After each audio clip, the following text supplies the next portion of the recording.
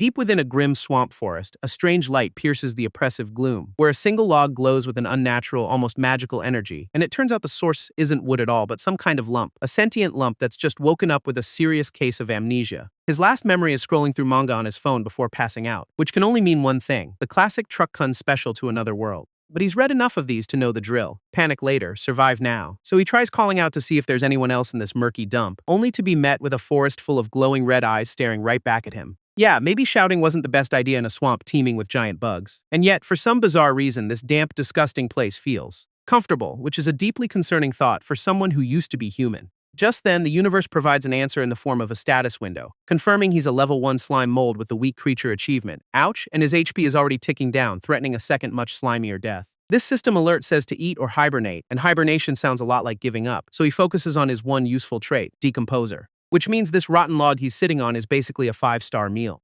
His body instinctively spreads out to consume it, tasting like a soggy biscuit. A soggy biscuit he's apparently going to be eating for a very long time. After finishing his log biscuit, he lets out a satisfying burp and hits level 2, which nets him a shiny new skill point for either decompose or something called pulsation. He has no clue what pulsation does, but in true gamer fashion, he just yeets the point into it, and his entire body starts to throb with a weird glowing energy. Turns out it's basically a movement skill, letting him shift his goo around to get places. And with wood no longer giving XP, our boy decides it's time to leave the nest and explore. He's having way too much fun just morphing his body into whatever shape he wants. When he spots it in the distance, a weirdly colorful mushroom just sitting there. His human brain screams poison, but his new slime instincts are screaming 5-star Michelin dinner. So he starts oozing his way over, instinctively finding the most efficient path to his meal, which is apparently a real slime mold superpower, even outsmarting Tokyo's subway planners. Slowly but surely, he creeps through the undergrowth towards his prize, reaching the mushroom and immediately wrapping his tendrils all over it, covering the entire cap as he prepares to dig in for a real feast. But the moment he takes a bite, his mind gets blasted into a weird online dating scenario,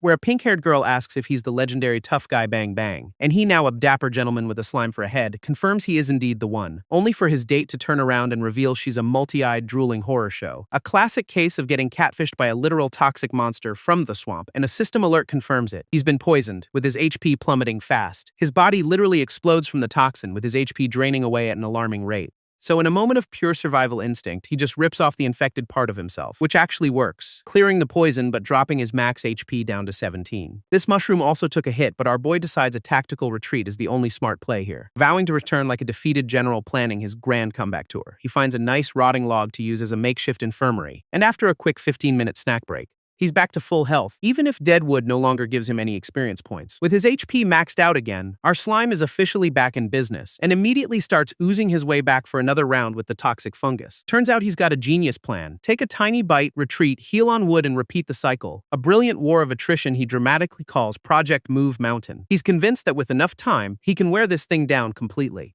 And on his 8th attempt, the poison trip girl is back, practically mocking his persistence. But this time the tables have turned, as she suddenly finds herself in handcuffs, because our slime is now a cop, arresting her for being a public menace. Back in reality, his body swells up with a triumphant shudder, and a system alert confirms it. Decomposition successful, plus a shiny new poison resistance skill. So that's why each attempt got a little bit easier. He was building up an immunity. Though he's a little bummed that all that effort didn't even get him a level up. With his nemesis defeated, he realizes this whole swamp is just an all-you-can-eat mushroom buffet. So he starts with a safe one, immediately dinging level 3 and getting a skill point, then moves on to a toxic one, which levels up both him and his new poison resistance skill, and soon he's just mowing down the entire patch, raking in a ton of experience points, hitting level 5 before the system nerfs his grind with a 24-hour mushroom cooldown. With the XP well dry, he decides to pack up the rest of the fungi for later, fashioning himself a very stylish mushroom hat for emergency rations and self-defense. Convinced he's a tactical genius for using poison mushrooms as monster repellent. Feeling invincible, he oozes off into the swamp with his new, highly flammable-looking armor,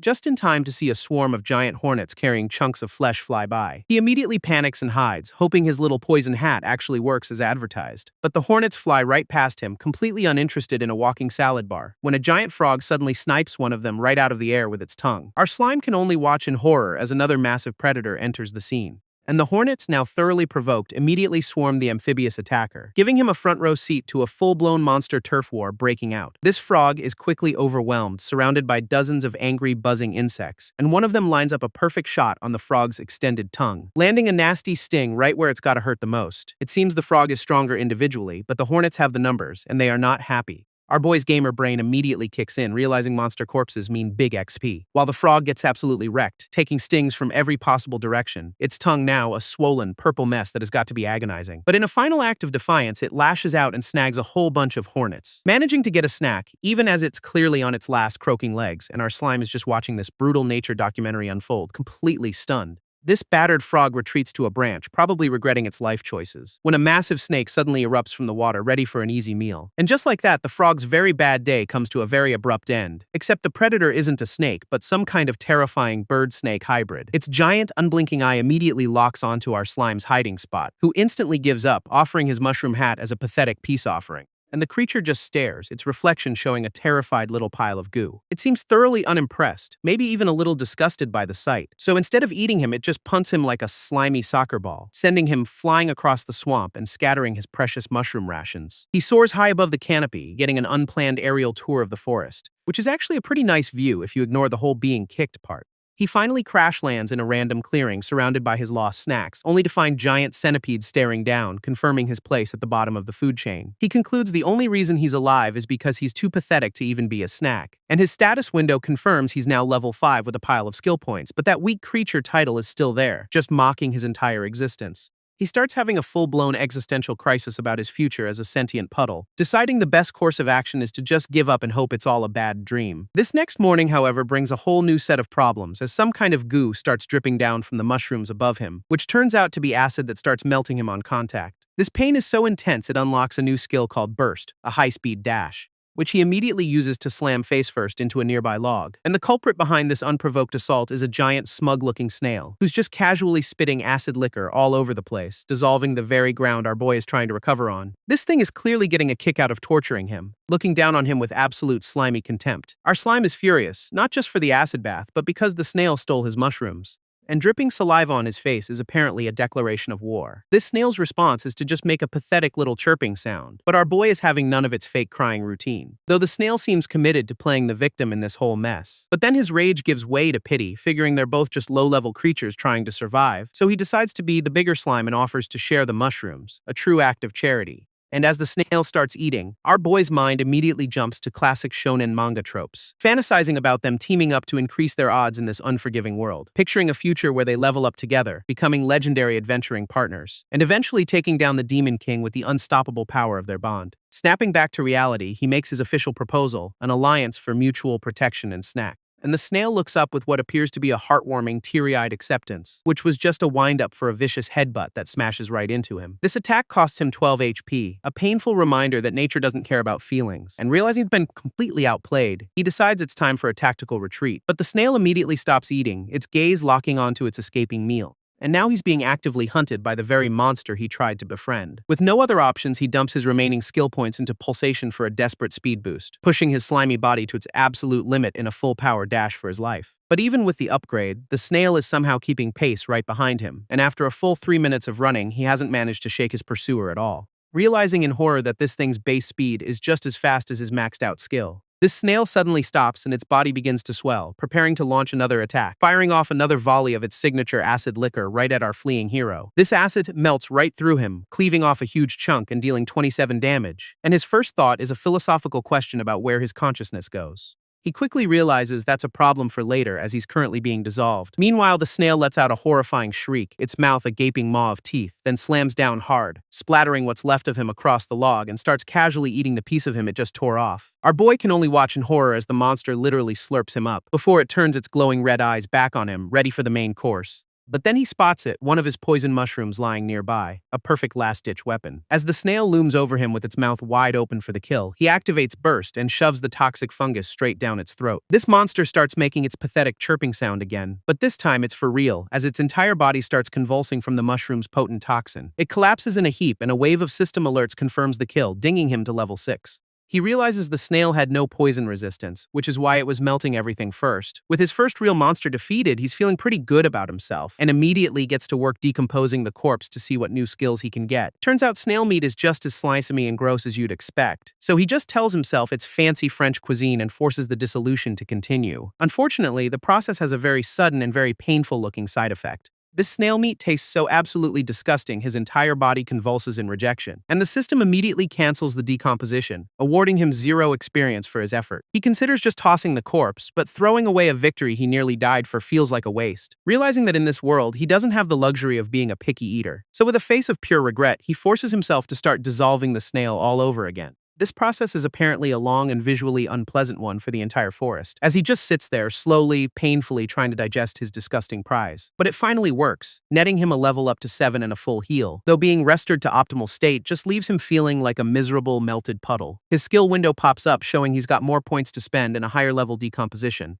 Looking over his kit, he realizes his entire build is just eating, running, and not dying to poison, which means he has absolutely 0 skills that can actually be used for attacking. He quickly gives up complaining, accepting that this is just his pathetic life as a slime mold. Besides, with all the buff animal dudes running around, maybe not being a threat is for the best. So with his new points, he does the only logical thing, upgrades his primary runaway skill. And with Pulsation now at level 4, he's eager to test out his brand new speed. He gives it his all, managing to travel a whole 20 centimeters in 1 second. Confirming his new top speed is a truly blistering pace for a level 7 creature. This translates to less than a kilometer per hour, sending him right back into an existential crisis. A full week later, he's still on that same log, probably contemplating all of his life choices. After a week of moping, he decides hiding out is getting old and it's time to find a new base. But first, he's got to go grocery shopping before hitting the road. So he uses his new search skill, spreading his body out into a network of slimy feelers, which lets him cover a huge area at once, basically turning himself into a living radar grid. His tendrils quickly locate some white fungus, which he immediately absorbs for later.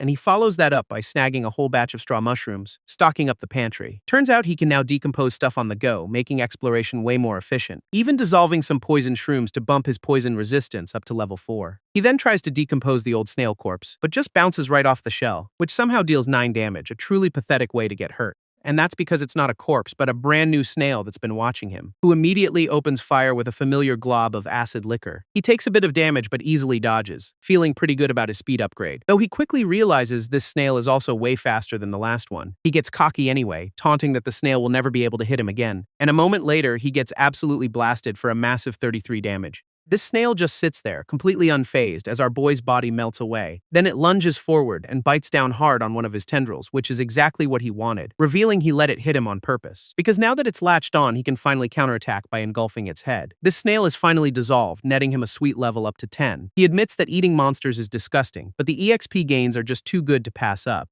And as he decides to move on, he immediately senses something else rustling in the grass, confidently calling it out, assuming it's just another one of those pathetic snails. Unfortunately for him, it's a giant, horrifying blade-legged centipede, which towers over him, looking like it's ready for an easy meal. Its legs are literally scythes and it's flexing them menacingly, sending our boy into a complete and total meltdown. This monster lunges forward, ready to slice him into a million slimy pieces, so he panics and starts chucking his only weapon, the poison mushrooms. This brilliant plan fails immediately as the centipede just dices them mid-air, and he realizes with dawning horror that his one trick is completely useless. This centipede then wraps around him, starting a move called Myriapod Blade Strangle, sinking its dozens of sharp legs deep into his gooey body. But it turns out being a puddle is the perfect counter, as the blades just get stuck, and with the monster completely immobilized, he calls it a free EXP delivery. After that easy win, he's actively hunting, spotting a big beetle from behind a rock, though he passes on a bee, deciding it's too pretty and out of his reach anyway. Then a cockroach appears, and that's a hard pass. Some things are just too gross to absorb. So for now, he's just chilling in the sun, enjoying a berry and living his best slime life. He's now level 13 with the prestigious title of Weak Creature to his name. After all that trauma, he's feeling pretty good, realizing that eating meat is the key to leveling fast, and his ambitions are growing, already picturing himself climbing the food chain past frogs. This power trip immediately escalates to him, fantasizing about world domination from atop a pile of corpses. Full of confidence, he continues his journey and stumbles upon a random pool of water, which he figures must be full of delicious underwater resources just waiting for him. So he decides to test it out, dipping a single slimy appendage into the water, and his body immediately bloats up, feeling like it's about to pop from the pressure. Turns out basic biology is his new worst enemy, as osmosis is trying to make him explode. With his underwater exploration dreams officially canceled, he backs away from the deadly puddle. But then something massive starts crawling out of that exact same pool of water, and our boy can only stare in horror as he realizes it's a giant crab. This crab just sits there blowing bubbles, looking completely unbothered by his presence, which immediately flips a switch in his brain from terror to delicious crab dinner. He tries to lure it onto the shore with a friendly invitation, a truly masterful plan, and the crab actually starts climbing up a rock but stays safely in the water. It just keeps blowing more bubbles, completely uninterested in his obvious trap, leaving him pretty annoyed that the monster isn't cooperating with being eaten. He starts scheming about poisoning the water since the direct approach clearly failed, but the crab suddenly unleashes its own attack, a high-pressure bubble barrage. Those bubbles are actually a high-pressure water jet that blasts right through his body, and the attack has some serious range, piercing the ground a good distance away. He takes a solid 25 damage, completely blindsided by the crab's water gun. Before he can recover, another jet slices through him for 10 more HP, forcing him to scramble for cover behind a tree as the barrage continues. He quickly realizes this crab is on a whole different level from the other bugs. So his new plan is to just hide and see who has more patience. A brilliant strategy. This crab seems to give up and head back to the water, making him think he's won. But it was a total fake out as the monster suddenly comes ashore, ready to fight. It rears up on its legs, looking way more menacing now that it's on his turf. Then it uses a dash skill, scuttling towards him with terrifying speed. Our boy finally gets it. The crab is actually hunting him for dinner. In a complete panic, he starts oozing his way up the nearest tree to escape. He can't believe he went from confident hunter to terrified prey in less than a minute, but his escape is cut short when he runs face first into a giant spider. He's so focused on the crab below that he just tells the spider to get lost. He even gets arrogant, warning the spider he's eaten plenty of bugs just like it. This spider, however, does not appreciate being threatened by a sentient puddle. It immediately unleashes an arachnid slash, its legs slicing deep into his body, which deals a whopping 30 damage, making him question his supposed blade immunity. Turns out this is a level 16 spider monster with Way of the Sword, which explains the damage. At that exact moment, the crab's water jet blasts the tree right under him, leaving him with 17 HP, officially trapped between two very angry monsters. This spider closes in, and our boy can only lament his absolutely catastrophic luck. With the crab's bubble barrage pinning him down, he has nowhere left to run, so he dodges, letting the high-pressure water jet smack the spider right in the face. This predictably makes the spider extremely angry, and its attention immediately shifts from our boy to the crustacean on the ground. Deciding the crab is the real problem, the spider leaps down to start a turf war. It kicks things off with an arachnid silk shot, trying to web up its new opponent, and follows up with a swift arachnid slash, aiming to crack the crab's shell. But the attack just glances off the crustacean carapace, doing absolutely nothing. This spider switches tactics, using its silk to try and restrain the crab's giant claw, managing to get the pincer all tangled up in sticky webbing. From a safe distance, our boy congratulates himself on successfully shifting the aggro. Unfortunately for the spider, the crab is just getting started, bubbling with pure rage. It flexes its massive claw, gathering power for a devastating counterattack, and with one clean snap, it sends the spider flying through the air. This spider can only screech in disbelief as it's completely and utterly dominated, before the crab finishes it off, crushing it against its own shell like a bug. This spider gets absolutely launched into the air, completely outmatched by raw crustacean power, leaving the crab just sitting there, claw still webbed but otherwise looking bored. But the spider isn't done, unleashing arachnid silk control to fully immobilize its foe, and in seconds, the crab is completely mummified in a thick layer of webbing. From his hiding spot, our boy is genuinely impressed that the spider managed to turn things around, until the crab starts ominously foaming at the mouth from inside its silk prison. It's charging up another bubble attack, and being wrapped up isn't slowing it down one bit, suddenly unleashing a massive water jet that blasts right through the webbing, which then curves mid-air, locking onto the spider like a heat-seeking missile. This spider gets completely obliterated by the high-pressure stream, torn to absolute shreds, as the crab's attack continues to spray wildly across the entire clearing. Our boy realizes the crab just entered survival mode, making it 10 times more dangerous. After that final desperate attack, the crab finally collapses, completely out of juice. This battlefield is now littered with spider parts and one very exhausted, webbed-up crab. He cautiously peeks out from behind his tree, wondering if the chaos is finally over, and seeing his opportunity, he slithers out to claim his prize.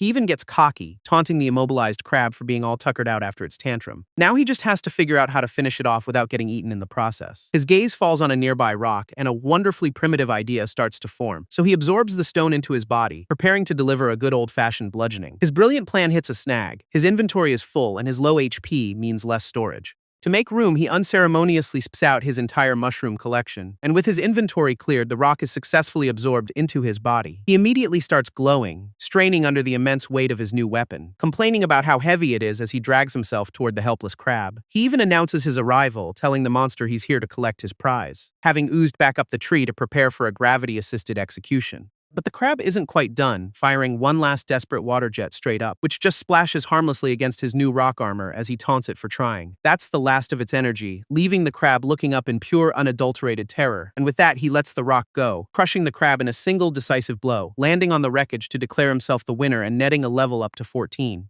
He's immediately on a power trip, gloating about how great he is for winning the fight. With the hard part over, he settles in to finally enjoy his hard-earned meal, even using the crab's shell as a makeshift bowl, adding a touch of class to the carnage. He digs in with a piece of wood, ready for his first taste of actual decent food. This taste is so good he can't hold words, just happy munching sounds. It's a culinary revelation, a far cry from the moldy wood and slimy snails he's been eating. He's literally crying with joy, realizing good food is a genuine reason to survive this world. So he vows to savor every last bite, not letting any of this precious gift go to waste. After gorging himself on crab, he's now a very full, very happy level 14 slime mold. Feeling fully motivated, he decides it's time to work on a brand new project. So he finds a quiet spot in a field to begin his very important, very secret training, which involves him straining with every fiber of his being to force something out, and it looks less like a cool new skill and more like a severe case of constipation. He's literally screaming from the effort, his entire body puffing up under the pressure. Our boy is trying to replicate the crab's water jet, attempting to summon it from his own body. Based on the flawless logic that if a crab can do it, a slime mold should be able to as well. He focuses all his power, his eyeball practically bursting with the strain of his new idea. After all that effort, he manages to squeeze out a tiny, pathetic little glob of goo. To add insult to injury, it even came out of the completely wrong end. He's thoroughly unimpressed with his own performance, since the attack has zero power or control.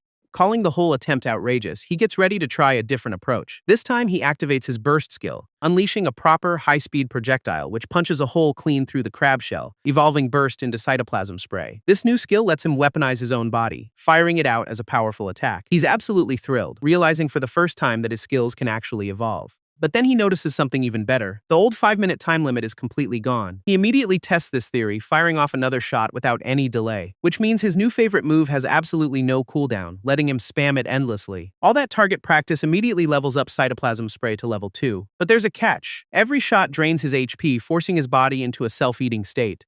He realizes as a slime mold, his only path is to decompose and absorb everything around him. This leads to a truly galaxy brain moment. What if he just eats himself? Then he finds the piece of his body the spider sliced off earlier, just lying there. It's definitely the chunk he lost, and he wonders if he can get it back. So he tries out a new skill, Reclamation, to reabsorb the lost piece. Not only does it restore his HP, but it also gives him all the EXP the piece gathered, which means his detached body parts can act as little autonomous EXP farms. He's absolutely delighted, realizing he's just found a massive exploit in the system. His new master plan is to split himself into an army and level up exponentially faster. Immediately, he tests this theory with a division skill, plopping off a mini-me. Turns out any piece of him with less than 30 HP starts to self-destruct, which is a problem. But with nearly 200 max HP, he figures he can make a ton of clones if there's enough food. So he strains with all his might, preparing to create another one, and successfully splits off another chunk of himself, costing a solid 30 HP. It actually works, leaving him with a little clone ready to do his bidding. He's so proud of himself, he immediately compares it to the Shadow Clone Jutsu. In his mind, he's already leading a massive army of slime mold ninjas.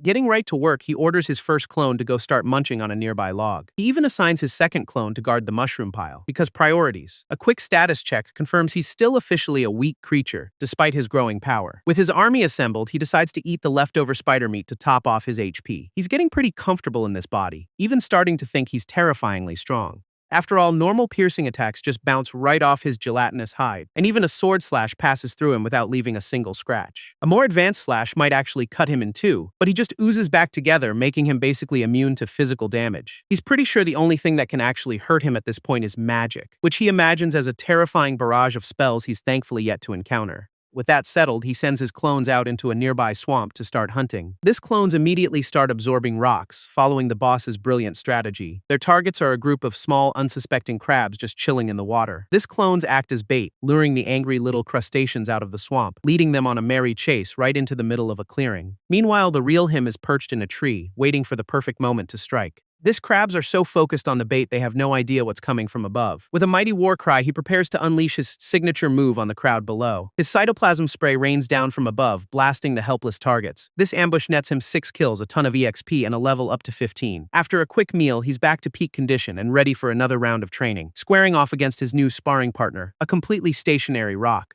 In his head, he's a slick gunslinger, christening his new move Plasmodial Barrage, and he unloads a full-on volley of slime bullets, absolutely peppering his rocky target. This poor rock gets completely drenched, and his cytoplasm spray skill levels up again. After 2 days of this, his HP is tanking, but he's proud of his improved power and accuracy, though he's hit a wall, maxing out at 30 shots before needing to recharge. Then it hits him. He can add a little spice to his attacks by adding ingredients. His first idea is to wrap poisonous mushrooms in his goop to create toxic projectiles, and by that same flawless logic, wrapping a rock should add some serious kinetic punch. He immediately tests it out, and the stone-laced shot smacks the target with extra force. Our boy is absolutely convinced he's a tactical genius for inventing throwing rocks. His self-congratulation is cut short by a strange sound and a glowing light from a nearby tree, so he cautiously slithers over to investigate the source of the mysterious glow. He oozes up to the hollow for a closer look, surrounded by little glowing motes, only to come face to face with a massive glowing spirit owl just staring him down. This is exactly what he was afraid of, a monster that can actually use magic. His only thought is to retreat, and he immediately starts backing away as fast as he can. But the owl just watches him go, not even bothering to give chase as he makes his escape, because it's using a skill called symbiotic scrying to track him from a distance. Meanwhile, a pink-haired adventurer spots him from afar with some kind of magic eye, but she casually dismisses him as a strange little monster, not worth her party's time.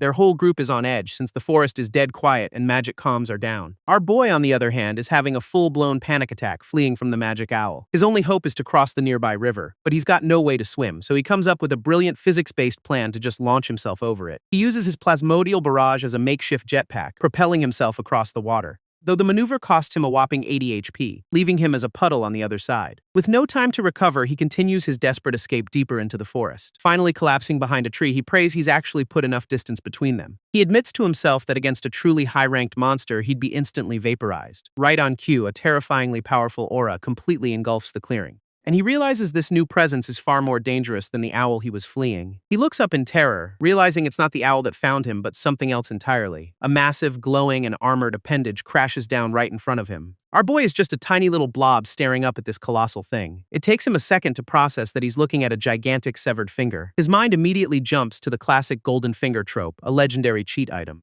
He's absolutely convinced that absorbing it will grant him unimaginable power in an evolution. And there it is, just stuck in a log, practically begging to be eaten by a hungry slime mold. He immediately slathers himself over the prize, activating his dissolution skill to absorb it. His body starts bubbling and churning, trying to break down the armored surface, but he's making absolutely zero progress against the colossal appendage. And the system confirms this is a terrible idea, as decomposition fails due to the massive level gap. To make matters worse, he starts taking backlash damage for his hubris, his own cells rebelling. Thinking fast, he performs a tactical self-amputation, severing the part of him that's taking damage. He makes a clean getaway, leaving a sizzling chunk of himself behind on the invincible finger. Now safe, he curses his low-level skills while slowly regenerating his lost health. He decides the only option is to grind his skills and come back for the loot later. But his train of thought is interrupted by the ground suddenly starting to shake violently. This giant finger ignites like a rocket, blasting off from the log with incredible force, and smashes into the ground, carving out a massive crater before disappearing into the earth. In a blind panic, he fires his plasmodial barrage to fling himself onto a nearby tree.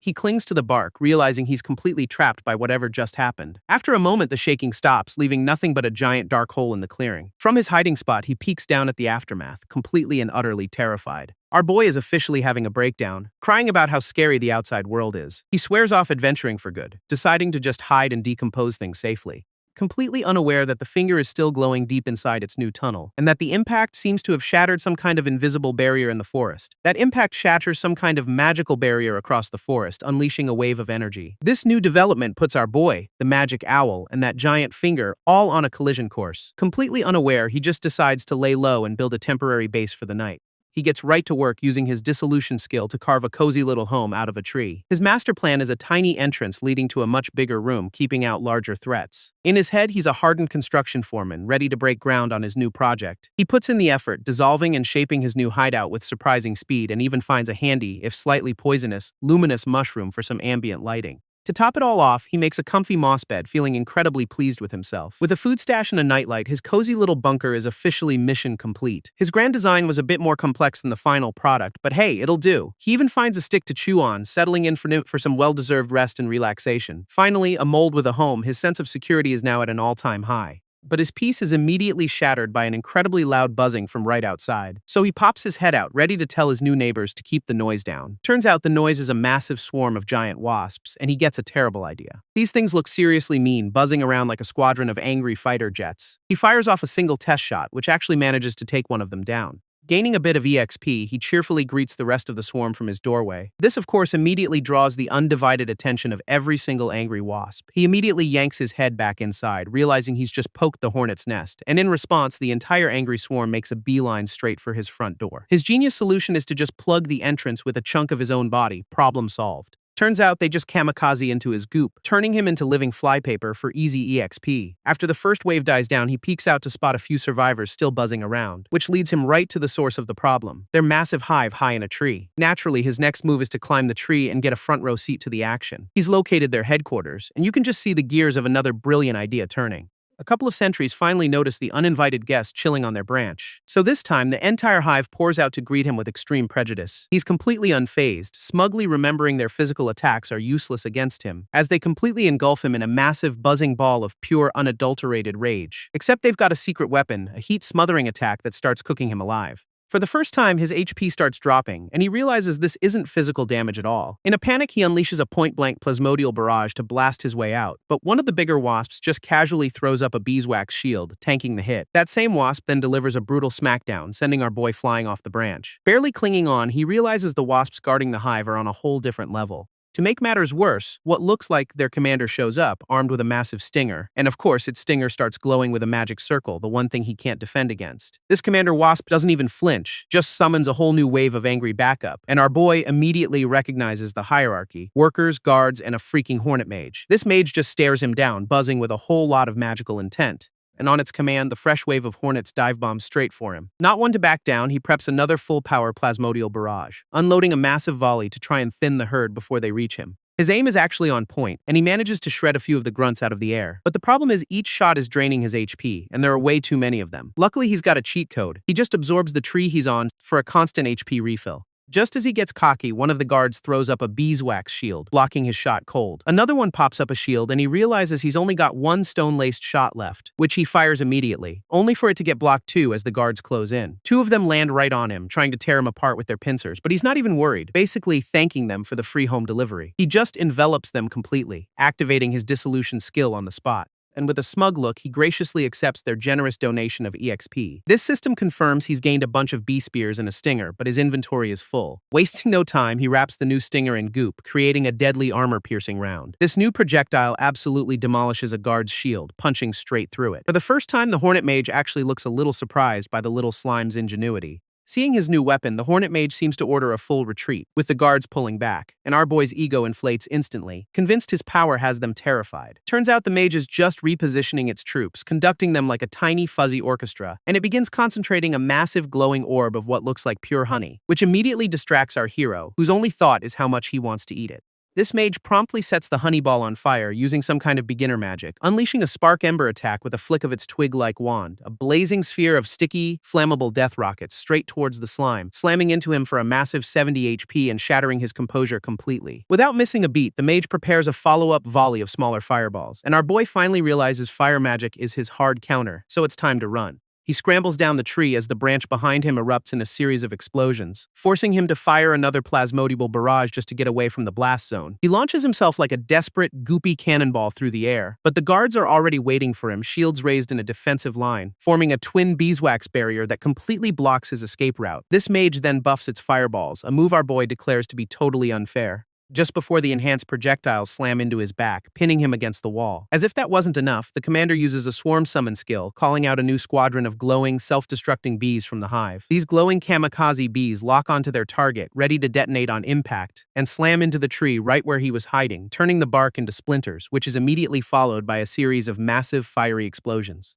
And a chunk of our boy gets blown clean off the branch from the sheer force of the blast. He lands hard on a lower branch, completely rattled and definitely not having a good time. Meanwhile, the Hornet Mage just casually conducts the chaos like it's a Tuesday afternoon, while our boy is shaking so hard he's about to fall off on his own. But the mage speeds things up by ordering its guards to just snap the branch in half. Now he's in freefall, completely surrounded by a vortex of angry buzzing insects. This mage decides this is the perfect time for an encore, gathering another huge orb of honey, and from its magic circle it prepares to unleash a devastating finishing move. With a flick of its little twig wand, it gets ready to serve up some more pain, setting the entire honey ball ablaze into a miniature sun of sticky death. This thing is launched straight down, aimed at our boy and, hilariously, its own troops. It descends like a meteor, about to turn the entire area into a smoldering crater, and the resulting explosion is absolutely devastating, wiping out everything in the blast zone. This mage and its second-in-command look down at the destruction, mission seemingly accomplished. All that's left is a smoking pit and some charred debris, no sign of the slime anywhere. This commander looks pretty pleased with itself, assuming the problem has been vaporized. With the threat seemingly eliminated, it orders the remaining troops to head back to base. But just as the Hornets are about to celebrate, one of them gets a nasty surprise, because our boy launches a sneak attack from behind the tree, taking out the stragglers. He's already got a few of them wrapped up, smugly explaining their main forces are too far away to help.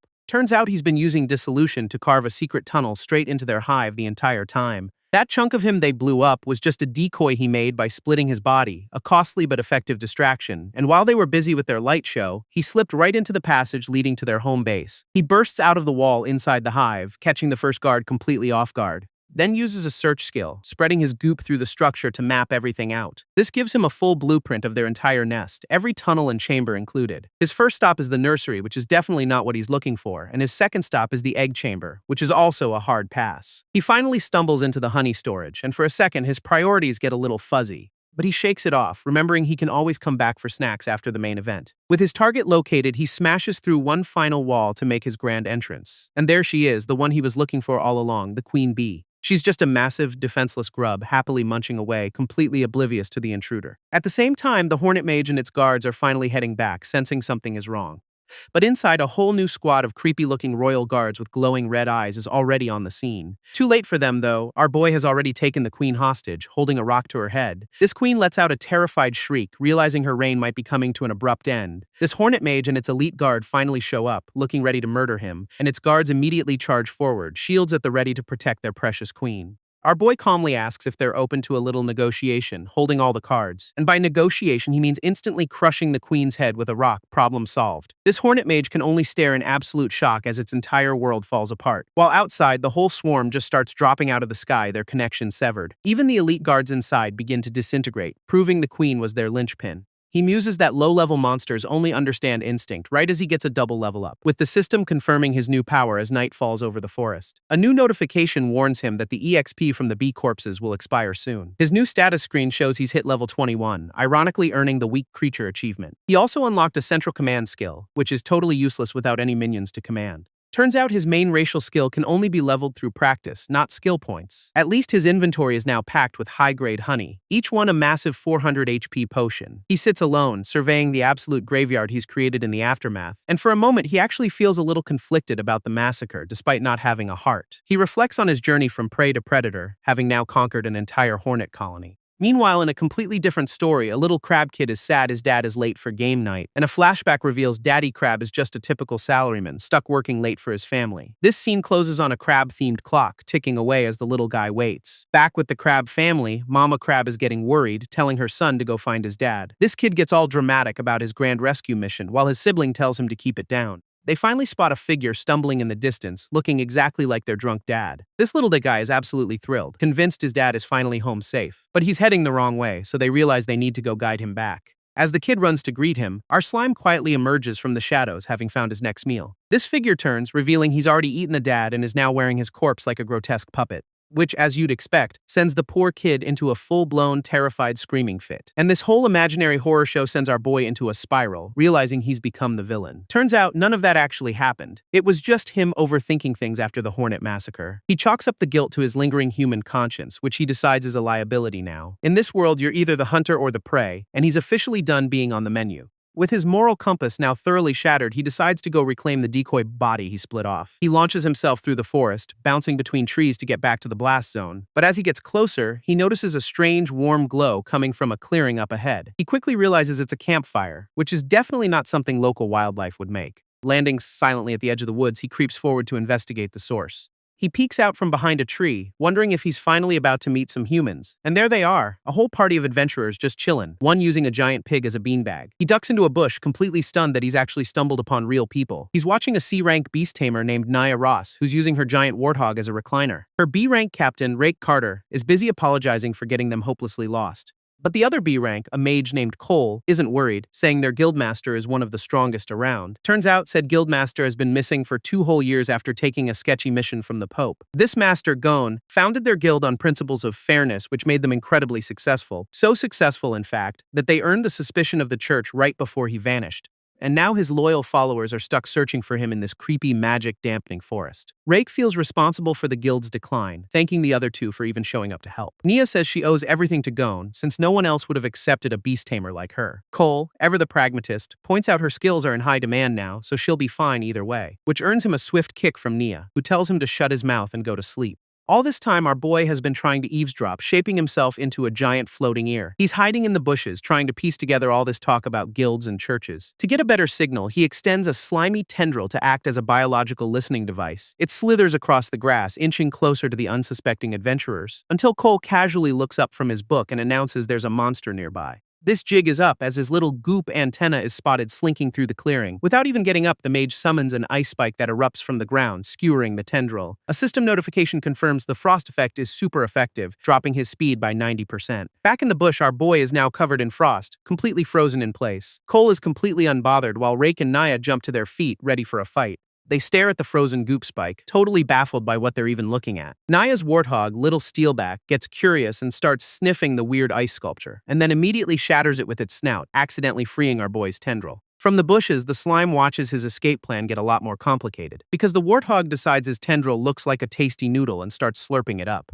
Our boy has a full-on game-over panic attack, convinced this is how he dies. Luckily for him, Nia tells her pet to stop trying to eat the weird forest spaghetti. She even gives a little speech about not harming weak creatures, calling him no threat. This warthog spits him out, and he quickly retracts his goop back to safety. But then Nia just reaches into the bush and scoops up his entire body, feeling a strange connection and asking if he wants to form a monster contract with her. He's absolutely over the moon, thinking he's finally hit the Isekai jackpot with an angel. Rake immediately shuts that down, telling her not to waste mana on a worthless slime. She reluctantly puts him on the ground while he realizes they can't understand him at all. So sitting there in the grass, our boy gets a much smarter idea. He wiggles the boss body, extending 2 tendrils across the dirt, and begins shaping them into something that definitely isn't a random squiggle. Rake spots the strange movement and points it out to a very confused Nia. Turns out he's writing a message to prove he's an intelligent lifeform, not just some random blob. This adventurers are just staring at the message, with Nia thinking it's some kind of rare slime poop. And our boy has a full-blown meltdown, realizing his genius plan was foiled by a simple language barrier. He decides to bail before they get any weirder ideas, waving them a silent goodbye.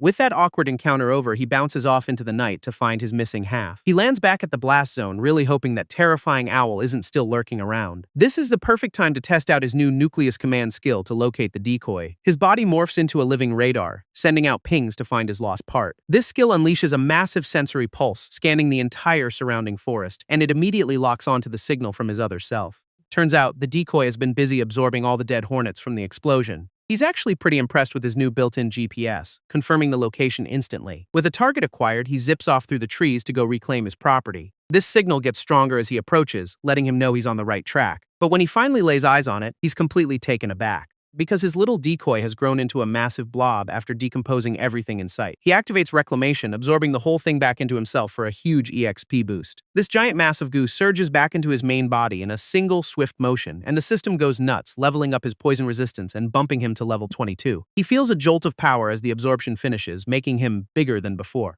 At that exact moment, his internal radar pings again, detecting a weak creature nearby. He immediately starts hunting for the weak creature his radar picked up, calling it his EXP pack, and over a small hill, he spots his target hiding amongst a patch of colorful mushrooms. Turns out it's a nightmare snail trying to eat a leftover piece of his decoy body, so our boy instantly smacks the thief, telling it to get lost before he gets serious. This poor snail just trembles in fear as the slime drapes himself over the mushrooms menacingly, and he gets incredibly dramatic, crying sparkly tears over his wrong baby that he's come to rescue. With the snail properly intimidated, he moves in to reclaim his little glob of goo, but a massive tongue suddenly whips out of nowhere and snatches the prize right from under him. This tongue retracts in a blur, yanking his baby away before he can even react. Revealing the thief is a big smug-looking frog who's already chowing down on the goo. This slime can only stare in disbelief as the frog just croaks back at him, completely unbothered. So now he's actually mad, vowing to make the frog pay in blood for eating his child. He unleashes a brand new skill, Plasmodial Barrage, firing a chunk of himself like a cannonball, and the frog's eyes go wide, realizing way too late that the little blob is fighting back.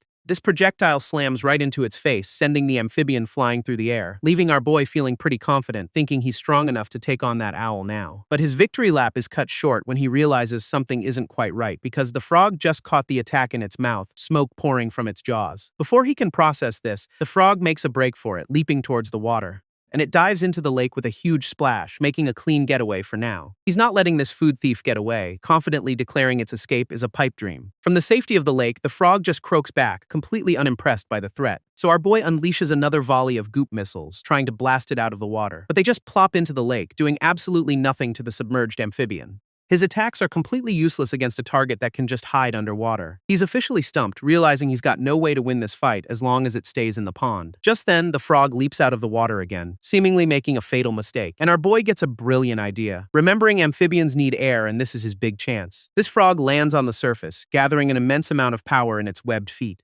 Turns out it wasn't coming up for air, but unleashing its own special move, revealing a mouthful of fangs. Its tongue whips out and smacks him hard, sending him flying into the rocky shoreline. Not one to be outdone, he fires back with another plasmodial barrage from his new position. This one lands a direct hit right in the frog's eye, a truly satisfying critical strike. His attack tendril snaps back into place, the job seemingly done for now. Unfortunately, the impact also left him splattered against a nearby tree trunk. He realizes the frog was luring him into its home turf, a humbling lesson about getting too cocky. Across the water, the frog clutches its bleeding eye, clearly hurt but definitely not defeated. It lets out a furious croak, now officially pissed off and ready for round 2. As it dives back in, our boy sees he's run out of solid ground to stand on. So he just says screw it, deciding to attack first and ask questions later. This frog is so hungry it looks like there are 3 of them, all ready to feast. And our boy can only sweat bullets, realizing this fight is far from over. From its perch on the tree, the injured amphibian lets out another defiant croak, and its tongue whips out again, revealing a mouthful of surprisingly sharp teeth. He gets snatched up instantly, having a full-blown oh crap moment. This frog starts reeling him in like a slimy green fish on a line. So in a panic, he grabs onto the tree trunk for dear life, trying to anchor himself. It's a desperate tug of war, with the frog pulling him closer to its waiting jaws, and for a second it looks like he's about to become frog food, staring down the gullet of doom. But then he gets an idea, wrapping his body around the trunk to reverse the momentum. With a mighty heave, he yanks back, turning the frog's own attack right back at it. This amphibian goes flying, its tongue snapping back painfully as it soars through the air, crashing into the lake with a final defeated splash. He lets out a sigh of relief, realizing just how close he came to being digested. Beneath the surface, the frog's body sinks into the depths, leaving a trail of blood. This water settles, the only evidence of the fight being the red ripples on the surface. And he's just bummed he can't absorb the corpse for EXP, a real tragedy for his grinding plans. At that exact moment, a pair of glowing eyes appears in the murky water below, and a massive razor-sharp horn shoots out, aimed right at his gooey face. It slams into the tree with incredible force, shattering the wood where he was just a second ago. He zips out of the way just as the horn splinters the entire tree trunk. And it turns out the frog he killed just had a shiny new evolution called Sanctified Fall, leaving our boy completely dumbfounded by this sudden, unadvertised boss form. This thing lets out a roar, showing off a brand new set of fangs and a very angry, bleeding eye. It then whips out a blood attack which creepily forms a heart before lashing out at him, and the bloody tendrils slam into the wood, narrowly missing our slime's new position. Seeing this, he immediately decides that fighting is a terrible, terrible idea and uses his body like a slingshot to get the hell out of there. He bounces through the forest at top speed, executing a perfect tactical retreat. A wise mold doesn't fight a low-rank monster that suddenly has a third form, that's just common sense. Unfortunately for him, the sanctified frog is hot on his tail, looking absolutely furious. It closes the distance fast, lashing out with its tongue as the chase continues over the lake. And the monster seems to be powering up even more, its body contorting into something bigger. Its sanguine lash whips out and lands a solid hit, taking off a huge chunk of his HP. This system warns him the blood is toxic and his poison resistance isn't high enough to stop it. Before he can recover, the frog launches another tongue lash right at him, which wraps around his body, stopping his escape cold. He gets slammed straight down into the lake with a massive splash, and the physical damage is basically nothing, making him a little too confident for a second, until he realizes he's in the waters, and a system alert screams at him to get out immediately. This frog's jaws clamp down, and our boy gets a horrifying up-close view of his own demise. And just like that, he's been swallowed whole by the smug-looking amphibian, which just floats there in the pond, looking incredibly pleased with its slimy little snack, letting out a triumphant croak as our boy struggles uselessly inside its mouth. Now he's in the stomach, and the system confirms he's taking continuous acid damage, realizing he's being digested alive and is too weak to split his body for an escape. While on the outside, the frog is just vibing, completely unaware of its impending gastric distress. With his body melting away, he decides there's only one incredibly stupid option left, so he puts all his chips on the table for one last desperate gamble. He starts frantically absorbing the water inside the frog's stomach, turning the tables, and suddenly, the monster doesn't look so tough, clutching its gut in agony. His plan is as simple as it is petty: stuff the frog to death from the inside out. This amphibian swells up like a water balloon, completely confused by its rebellious dinner. So to fuel the process, our boy chugs all his stored hornet honey for a massive HP recovery. He just keeps expanding, pushing the frog's body way past its biological limits, until it detonates in a massive gory explosion of guts and goo. Our boy shoots out of the blast, finally free and covered in the remains of his enemy. He lands as a giant mound, getting a system notification for defeating trash and gaining a new antibody skill. Now he just sits there in the middle of the lake, a colossal blob surrounded by frog bits, and he finally gets a look at himself, realizing he's become absolutely enormous. This system confirms he's maxed out osmotic pressure regulation, giving him a massive HP boost for 1 hour only. Turns out, absorbing all that water is exactly how he got so big in the first place. A neat little diagram explains.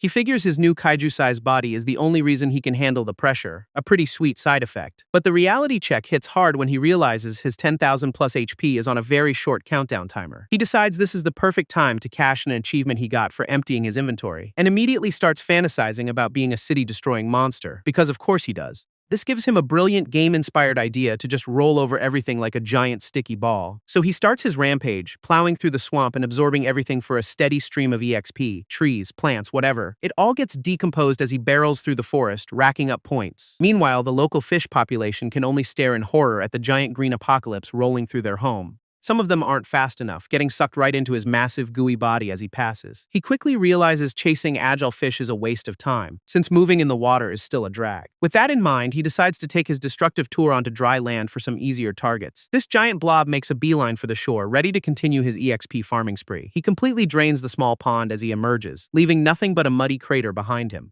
On the bank, he spots a couple of small, otter-like creatures having a fish dinner, completely oblivious. Our boy looms over them like a god, offering a friendly hello that terrifies them to their core. Then he just rolls right over their picnic spot without a second thought, because EXP waits for no one. As he passes, he casually informs them he's taking their fish, adding insult to injury. These two poor critters are left sitting there, covered in slime and contemplating their life choices. He decides to spare cute monsters, a noble gesture to prove he's still human on the inside. At that exact moment, he spots a squirrel holding what looks suspiciously like a lit match. Turns out it's a fire squirrel, and its tail erupts into a furious blaze of glory. This tiny rodent then unleashes a comically oversized fireball, completely abandoning the cute aesthetic. This blast hits him hard, and he's shocked to learn that fire is super effective against him. With his mercy rule officially out the window, he decides the little arsonist started this fight. So he rolls right over it, lecturing it about fire safety in the most hypocritical way possible. This squirrel's instantly decomposed, netting him a quick and easy EXP boost for his trouble. Just as he's celebrating, something sharp and fast slices through the nearby trees, and a huge lizard-like monster comes crashing through the undergrowth, clearly looking for a fight. Its target is a poor, unsuspecting treant, which it slams into with incredible force. This lizard monster rears its head back, gathering a nasty-looking substance in its throat. It then unleashes a powerful stream of liquid right at the treachy creature's chest. This attack is an acid spit, and it lands a direct hit on the stationary target. This poor treant starts melting on the spot, its wooden body dissolving away. But in a last-ditch effort, its glowing core ejects from the dying body and flies to safety. This core lands on a nearby stump, looking a little worse for wear, but still intact. It immediately begins regenerating a new body, sprouting fresh branches and roots from its new home. Seeing this, the lizard monster gets even angrier, letting out a furious growl. It charges forward with a wild rush, aiming to crush the core before it can fully recover. But the treant's regeneration is less healing and more angry power-up, turning into a full-on battle form. And before the lizard can land a hit, the treant's roots shoot out to ensnare it completely. Sharp wooden spikes erupt from the ground, stopping the monster's charge dead in its tracks, leaving this lizard absolutely skewered, tangled up in a thorny mess of vengeful plant life. Then things get weird as the treant's branches start sprouting these sparkly, glowing flower buds, which bloom to reveal some kind of creepy tentacled center, and that's never a good sign. This lizard can only watch in confusion as the flowers open up all around it, until they start shooting out little red energy pellets, reflecting in the monster's eye. It gets a face full of exploding seeds, which seem to be doing some serious damage, and the barrage is so intense it sends the lizard flying backward, completely caught off guard. This poor monster is just getting juggled in the air by a relentless volley of plant-based artillery. It tries to tank the hits, but the treant's counterattack is way more brutal than it expected. In a panic, the lizard throws up some kind of energy shield to block the incoming seed bombs. It immediately switches to thermal vision, trying to pinpoint the treant's core through all the chaos. With its target locked, the lizard's eyes glow red, ready to end this with one precision strike. It smashes its claws into the ground, aiming to pulverize the core's exact location directly. This attack kicks up a massive whirlwind of dirt and debris, obscuring everything from view, and it follows up with a lightning-fast tail whip, slicing right through the treant's main body. This bladed tail finds its mark, impaling the tree creature right where the core should be, and just like that, the treant dissolves into a pile of goop and magical dust. This lizard monster looks up in absolute terror as its face starts to melt away, letting out a pathetic gurgle while its head erupts in a shower of gore and goo, and it completely dissolves into a sparkly mess, which is a weirdly pretty way to go out. Turns out, our boy was the giant green apocalypse that just steamrolled it from behind. He casually absorbs the entire monster, adding its impressive stats to his EXP bar. This system politely calls the lizard a foreign object, before confirming its decomposition for more points. He's a little confused by the weird phrasing, but is too busy being a giant blob to care. So he just keeps on rolling, thinking his rampage can last for quite a while longer. But after covering what feels like hundreds of acres, he realizes something is very wrong, because the forest is just as dense as when he started, which makes absolutely no sense. He starts to wonder if the entire landscape is somehow shifting around him, and at that moment, a massive black spike erupts on the horizon, followed by a silent explosion. A strange golden talisman then flies right past his face, adding to the general confusion. He's left wondering if he's hallucinating giant silent magic arrays in the sky now. Right on cue, the system announces his time is up, and his kaiju form starts to deflate like a sad balloon. In seconds, he's back to his original pyramid shape, all that temporary power completely gone. His status screen pops up, showing he's now level 49 and has earned the title Weak Creature Lord. He's pretty stoked about hitting level 49 after all that chaos, a decent reward for his troubles. But the system also says he's on a 1-hour EXP cooldown and his inventory is completely full. He opens his storage to find it's overflowing with bones, sticks, and other random junk he's collected. With his inventory full, he decides to just violently eject all the junk he's collected, sending a glorious fountain of bones and trash erupting from his body to clear out space. He's left as a sad little puddle in a field of his own garbage, feeling much lighter. But now he's on an hour-long EXP cooldown, leaving him with absolutely nothing to do. This system chimes in with a new goal. At level 60, he can choose a class change, or evolution. He immediately understands this is the monster power-up path he's been waiting for, and his mind races with possibilities like a class change into a badass slime mold Majin. Of course, he's already picturing himself as a world-dominating magic user, despite being a literal blob. Just then, the sound of something incredibly fast cuts through the air, and a trio of blurs zips right over his head, breaking him out of his power fantasy. A closer look reveals they're giant hornets, complete with nasty-looking stingers and a bad attitude. He recognizes them as the magic-using kind, and 3 of them together is definitely trouble. With nothing better to do, he decides to follow them and see what's going on, zipping through the forest while tailing the hornets from a safe distance. They lead him to a massive, sprawling super colony of interconnected hives, and he's stunned by the sheer scale of it all, wondering if this is some kind of evolved swarm. This entire area is just covered in nests, buzzing with thousands of angry hornets, but something is tearing through them, crushing the hives with giant bird-like talons. Turns out the culprit is a massive, freaky-looking white bird monster on a rampage. It's just casually ripping open nests to gorge itself on the larvae inside, a truly pleasant sight. Our boy recognizes this monster bird, except now it's red and apparently on a mission. It's just chowing down on hornet larvae while the entire swarm goes absolutely ballistic around it. This hornets try to sting it, but their attacks just bounce right off its tough hide, completely ineffective. Even its weird snake tail thing is totally unfazed by the onslaught, a genuine tank. So they switch tactics and just try to bury the thing under the sheer weight of their numbers, which works for about 2 seconds before the bird just casually shakes them all off like dust. That's when the magic users show up, conjuring a whole volley of fireballs in the sky. These aren't just any fireballs either, they're full-on magical meteors ready to rain down destruction. This entire area erupts in a massive fiery explosion as the spells make contact, and our boy, watching from behind a rock, is shocked at how much stronger the hornets have gotten. But the bird monster is just standing in the inferno, seemingly absorbing all the flames. Its white feathers turn a fiery red as it soaks up the heat, getting a serious power-up. It lets out a cry, its eyes glowing with stolen energy, and it is definitely not happy. These hornets are completely stunned, realizing their ultimate attack just served as a free buff. Now fully enraged, the red bird-snake hybrid goes on an absolute tear through the swarm. Its snake tail switches to thermal vision, locking onto every single hornet in the chaos. It starts picking them off one by one, crushing them in its jaws with brutal efficiency. Another hornet gets absolutely demolished, its stinger shattering against the monster's hide. Our boy notes that fire makes the bird stronger and decides to clean up the battlefield for some easy EXP. Meanwhile, the bird monster switches tactics, conjuring a sharp ice spell with its wing.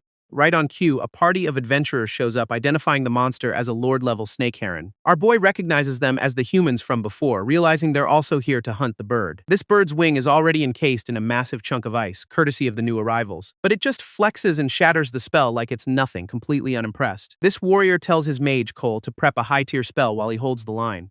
Cole smirks, promising his captain he'll drop this thing in a single, decisive move. Before he can even start chanting, the bird monster lunges forward with its razor-sharp talons, and the warrior barely gets his shield up in time, taking the full force of the blow. He's immediately pushed back, struggling to keep his footing against the monster's raw power. This thing is way stronger than he expected, probably from feasting on other powerful monsters. He manages to pull off a shield counter, knocking the beast back for a moment, but the impact leaves him completely stunned and his shield practically in pieces. That's when the snake tail looms over him, ready to finish the job with a venomous bite. Luckily, the girl summons a giant armored boar, ordering it to tackle the monster. Her pet piggy slams right into the bird's chest, landing a surprisingly solid hit. This distraction makes the snaketail miss, its fangs grazing right past the warrior's face. This attack sends the bird stumbling backward, but its snaketail seems to be acting on its own. For a second, the bird just looks dazed, letting out a confused little coo, before it unleashes all that absorbed fire energy in a massive roaring inferno. Turns out, that's a high-tier spell called Pseudo-Dragon Breath, and they are right in the blast zone. Cole slams his staff into the ground, desperately trying to conjure a defense against the incoming inferno, throwing up a high-tier glacial barrier just in time to meet the blast head-on. This dragon breath collides with the massive ice wall, erupting in a spectacular cloud of fire and steam. From a safe distance, our boy is just watching the absolute chaos unfold, completely mesmerized by the show. But even high-tier magic can't hold forever, and the ice barrier starts melting almost instantly. Cole is straining with everything he's got, pouring all his mana into keeping the wall from collapsing. In a matter of seconds, the barrier shatters completely, leaving the party exposed once again. This adventurers get thrown back by the shockwave, barely surviving the monster's fiery counterattack. Our boy is just sitting there, thinking how cool it would be if he could use magic too. Meanwhile, Cole is fuming because he wasted his big spell and is now on a high-tier magic cooldown. This captain tells Naya to use her steelback beast for cover while he prepares to move in. So her pet boar unleashes its spiny back attack, firing a volley of sharp quills at the monster. This quills pepper the bird's hide, but they barely seem to do any real damage, just annoying it. With the monster momentarily distracted, the warrior goes full power release, ready to handle this himself.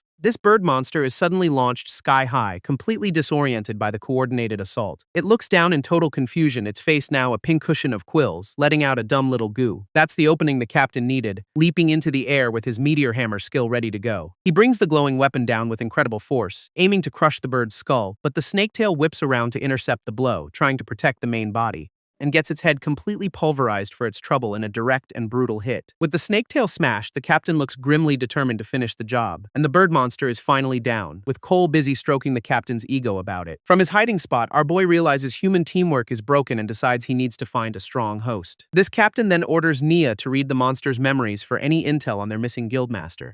But the dead snaketail suddenly lunges up and sinks its fangs right into his shoulder. And while the bird's main head is still completely knocked out, the tail is running on pure, venomous instinct. At that exact moment, the main body's eyes snap open as it starts regaining consciousness, so Cole immediately retaliates, skewering the snaketail with a massive ice spike to free his captain. He yells that the snake's venom causes petrification and they need a purification potion now. Nia quickly hands him the potion, but the captain is already in agony from the venom's effects, and he desperately tries to drink it, but the liquid just dribbles uselessly down his chin. Turns out the venom works fast. His throat is already petrified, making it impossible to swallow. In a horrifying moment, his entire body turns to stone, the useless potion dropping from his hand. Nia just stares in absolute horror at the stone statue that used to be her captain. But Cole screams at her to forget grieving because they need to get the hell out of there. She's completely frozen, still trying to process the absolute disaster that just unfolded. So he explains the monster is absorbing the captain's life energy to heal itself, forcing them to retreat. With no other choice, they flee on the boar as the bird monster begins to rise behind them. Now, fully recovered, the bird just watches them leave, letting out a strangely calm coo.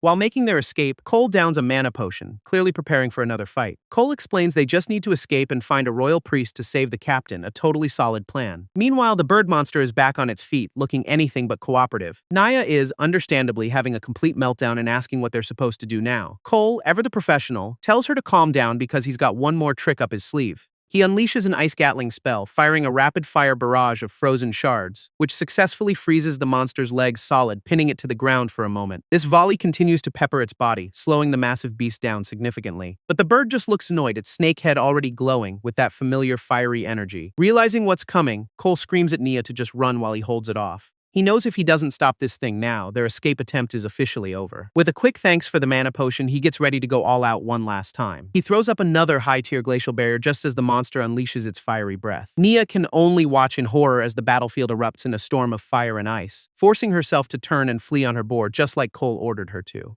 Her new mission is clear: get out alive and warn the church about this absolute nightmare forest. Just then, her familiar, an owl named Miwu, finally reconnects with her after being cut off. She's relieved, knowing the owl's aerial view is their best shot at navigating out of here. This owl lands on a nearby branch, seemingly ready to guide her to safety. But its eyes start glowing with a strange, holy energy, activating a skill called Sanctified Fall. Turns out, this isn't a rescue mission, it's a targeting system locked right onto Nia. Nia stares in absolute horror, realizing her own familiar just marked her for death. Meanwhile, in a completely different sealed dimension, the ground is a graveyard of monster parts. And there's their missing guildmaster, Gon, casually sitting on a log amidst the carnage. His system screen is a wall of warnings. His buffs have expired and his stamina is being drained. He just calmly accepts the debuffs, looking like he's been through this 1,000 times. Right on cue, a horrifying mass of flesh and bone erupts from the corpse pile below, and this grotesque monstrosity starts taunting him, saying it can see he's exhausted. This is Kadoya Lawa, the king of the swamp forest, who's been fighting Gon for 2 years. It mocks him for relying on his system, a power it seems to understand all too well.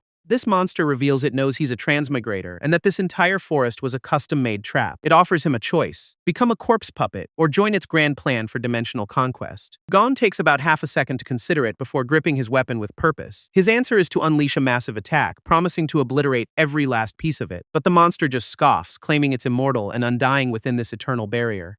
All the scattered bits of flesh begin to coalesce, pulling themselves back into a single form. It reforms into terrifying head, gloating that Gon is just a mortal at his limit. So Gon pulls up his inventory, apparently ready to play his final card. From it, he pulls a heavily chained golden flask, a last resort item by the looks of it. He crushes the container of true holy water in his hand without a second thought, and the entire cavern is engulfed in a blinding flash of sacred light, stunning the monster. This holy water detonates in a sunbright flash, absolutely scorching the entire dimension. He admits he was saving that for a bigger threat, but desperate times call for holy hand grenades. Kadoya Lawa is absolutely losing its mind, screaming about how even angels fell to get that stuff. Its whole body just melts away under the sacred fire, which is a pretty satisfying sight. This holy inferno engulfs the entire cavern, seemingly wiping the monster off the map for good, but of course his system immediately throws up a warning. The target is regenerating. A massive pillar of light erupts from the ground, a final purifying blast meant to erase its soul, launching the monster's mangled corpse into the air, looking very, very defeated. Gon thinks this is it, since holy water burns the soul itself, making revival impossible.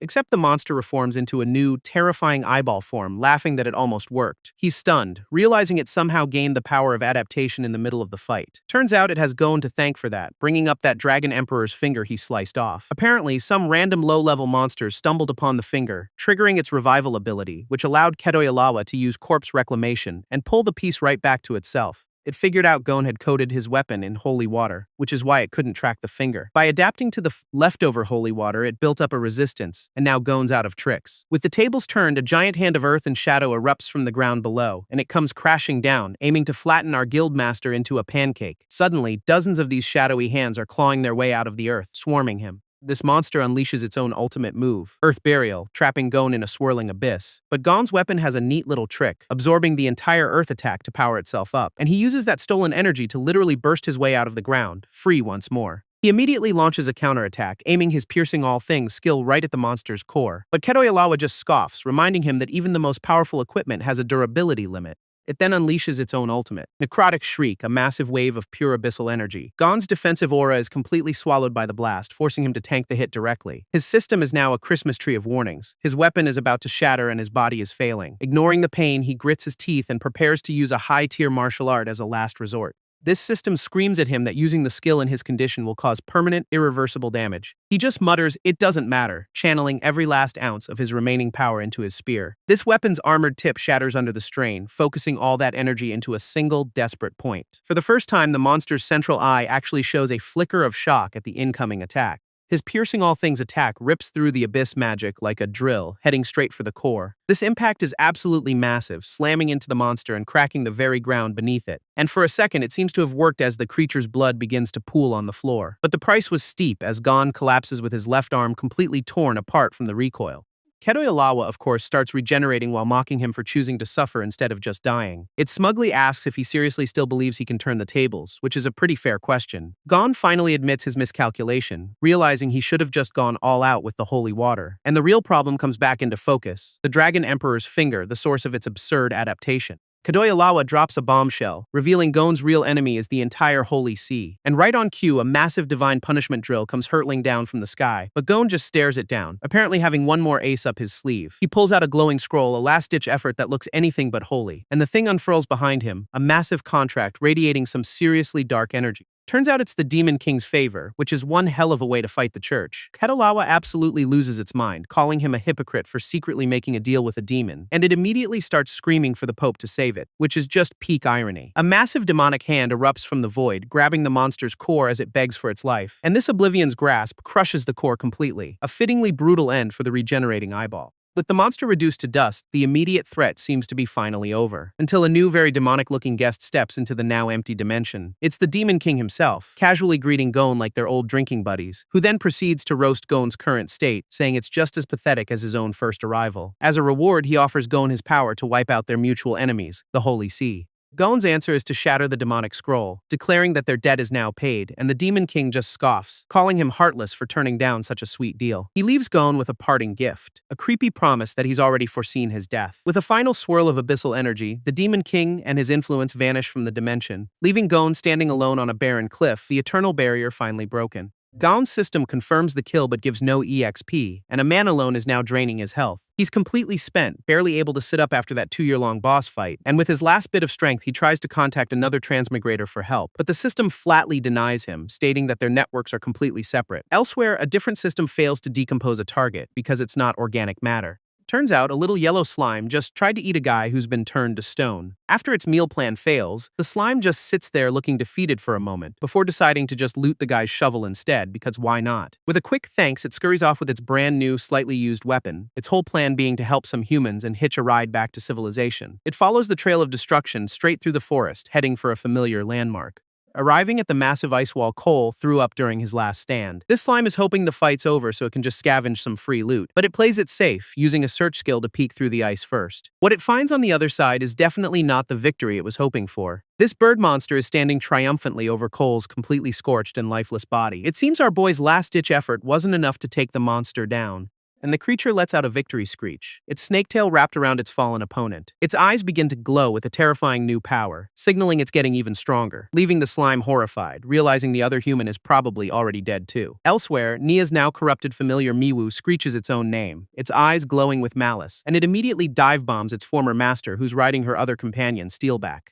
Nia wastes no time on sentiment, ordering her warthog to counterattack the brainwashed owl. In response, Steelback unleashes its spiny back skill, turning into a living wall of spikes. But Miwu just keeps coming, diving headfirst into the deadly trap without a hint of fear. Its beak suddenly morphs into a glowing, superheated blade, ready to slice through the defense before it unleashes an iron beak gale, spinning into a vortex of pure destruction. This whirlwind attack absolutely shreds the spikes and tears the surrounding forest to pieces, carving a massive trench into the earth and sending everything flying into the air. Entire logs and chunks of the landscape come raining back down on the battlefield, leaving Nia scrambling for cover as a golden blur zips past her head. She has a brief moment of despair, crying out for help and wondering how it all went so wrong.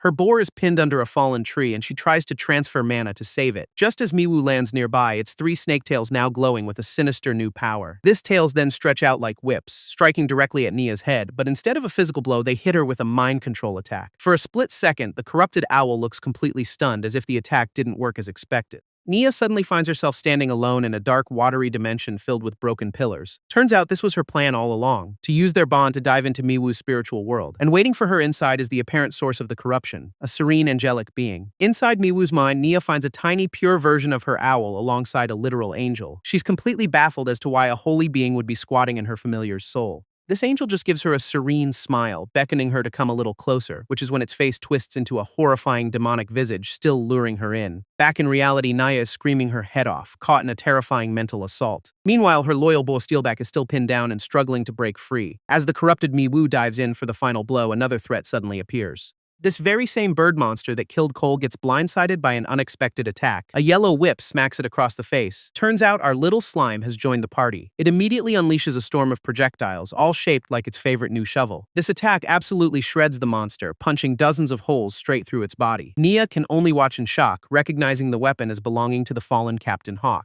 This slime shows off its new trick, spinning the shovels like a deadly helicopter blade. It then morphs its body into a flail, creating a slime mold meteor hammer. With its new cannon-like weapon, the slime prepares to do some serious demolition work. Its first target is the log-pinning steelback, which it shatters in a single blow. Having freed her companion, the little slime strikes a surprisingly heroic, if wobbly, pose. It wiggles with determination, clearly ready to get back to the fight. Naya and a now-freed steelback gratefully thank the little blob for the timely rescue. She then gently scoops up her new, squishy, and surprisingly effective little ally. Naya holds the slime, telling it she senses something familiar, like she already knows its identity. This little slime just beams back at her, looking incredibly pleased with the attention.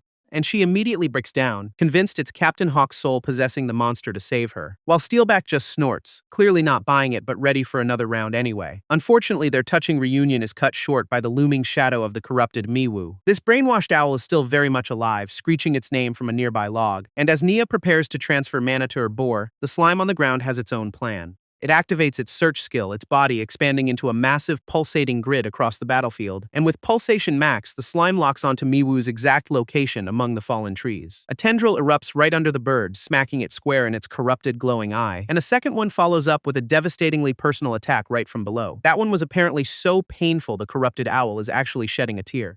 Now, completely enraged, Miwu dives down to personally obliterate the little yellow blob, but Steelback is having none of that, intercepting the dive bomb with its spiky back. This impact sends the bird monster flying, giving the slime the perfect opening it needed. It immediately reforms into its slime mold meteor hammer, ready to capitalize on the opening, and the little blob starts spinning the hammer like a propeller, building up some serious momentum. It then fires the hammerhead like a plasmatic cannon, scoring a brutal direct hit on the owl, and the attack is so powerful it pins the corrupted bird straight through a massive tree trunk. Stretched out like a bungee cord, the slime admits it might have used a bit too much force. Naya stares down at the wreckage of her familiar, the slime's bungee cord attack having done its job, and she finally puts two and two together, realizing this is the same monster from the campfire. She figures it's been following her this whole time, which obviously means they're highly compatible, and the slime is absolutely ecstatic to be picked up, its one eye practically vibrating with joy. Wasting no time, Nia kneels inside a magic circle and offers the little guy a formal pet pact. She promises to nurture it well, which is a pretty sweet deal for a monster that just wanted to loot a shovel.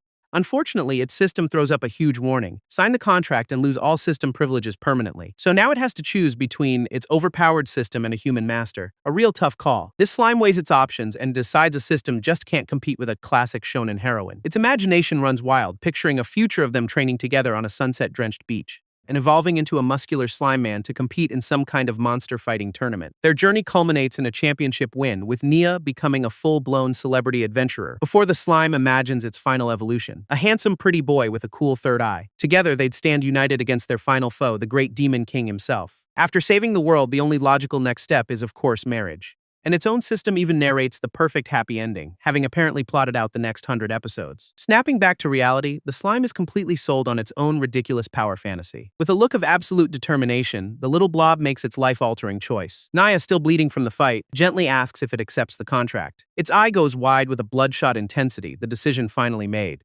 Steelback just snorts, completely unconvinced by Nia's reincarnation theory. Meanwhile, the corrupted Miwu unleashes a new spell, the Circle of Wind's Demise. This grotesque bird monster stands in the center, gathering some seriously dark energy, its hand then morphing into a horrifying stump of flesh and eyeballs, which promptly grows a full set of teeth because of course it does. Undeterred, Steelback charges straight in, spikes flaring and ready for a fight, while the slime panics, realizing the head it smashed is just growing back. But it's too late as the boar clashes head-on with the regenerating monstrosity, and the creature's claw unleashes a strange, rainbow-colored energy wave at point-blank range, hitting Steelback with an atavistic ray that starts to de-evolve him on the spot, turning the mighty warthog into a confused-looking prehistoric fish thing. This newly minted fish scurries away, leaving the slime to face the monster alone.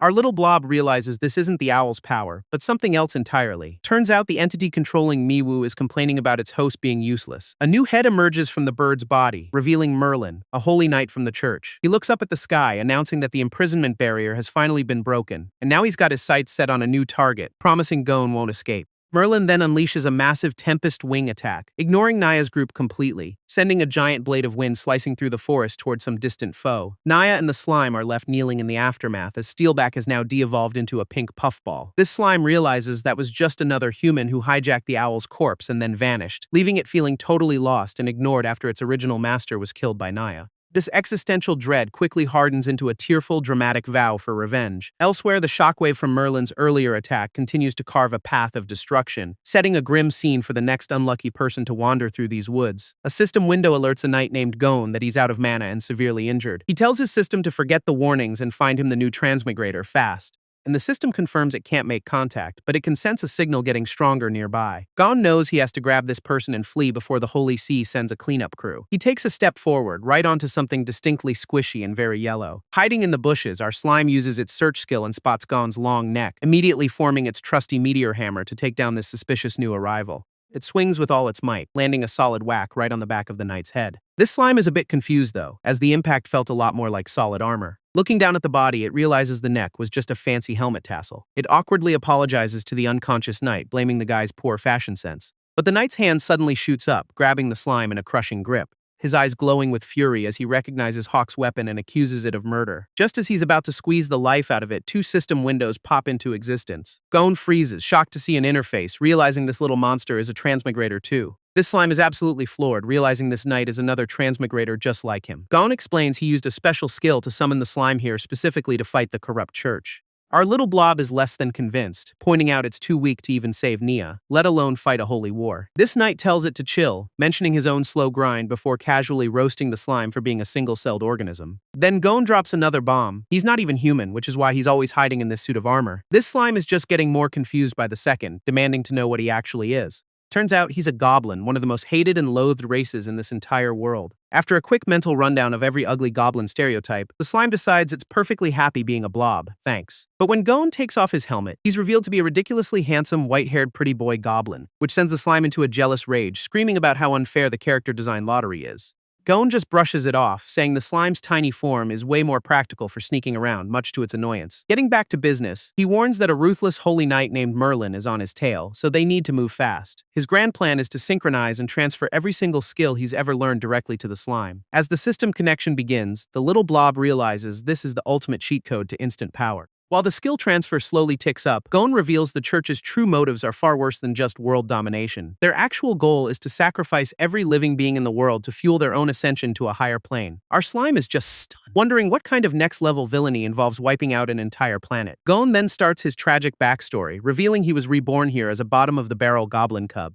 He survived a brutal childhood in a mine until his system activated, giving him the power to slaughter his tormentors. Despite killing his own kind, he insists his soul has always been human, no matter the body he's in. Gon's backstory involves rescuing captive heroines and using his special dual cultivation skill to heal them. Our slime totally relates, insisting its soul has always been human, no matter the body. But it gets hung up on that dual cultivation part, demanding to know what that skill actually does. Gon casually explains that by cultivating with women, he gains different stat boosts depending on their class. Apparently, it's a very hands-on process that gives him HP from warriors and MP from mages. He claims he used this power to build a family before heading to the capital for a better life. And the slime is just disgusted, feeling like Gon is bragging about his power-leveling harem. But the story takes a dark turn, as Gon reveals that trip to the capital cost him everything. At that exact moment, a twisted monster appears from above, interrupting the skill transfer to announce it's found him. Gon is completely blindsided, realizing the Holy Knight Merlin is already here. He immediately shoves the slime to safety, cutting the connection to face his pursuer alone. Merlin, in his new grotesque form, unleashes another Circle of Winds demise attack,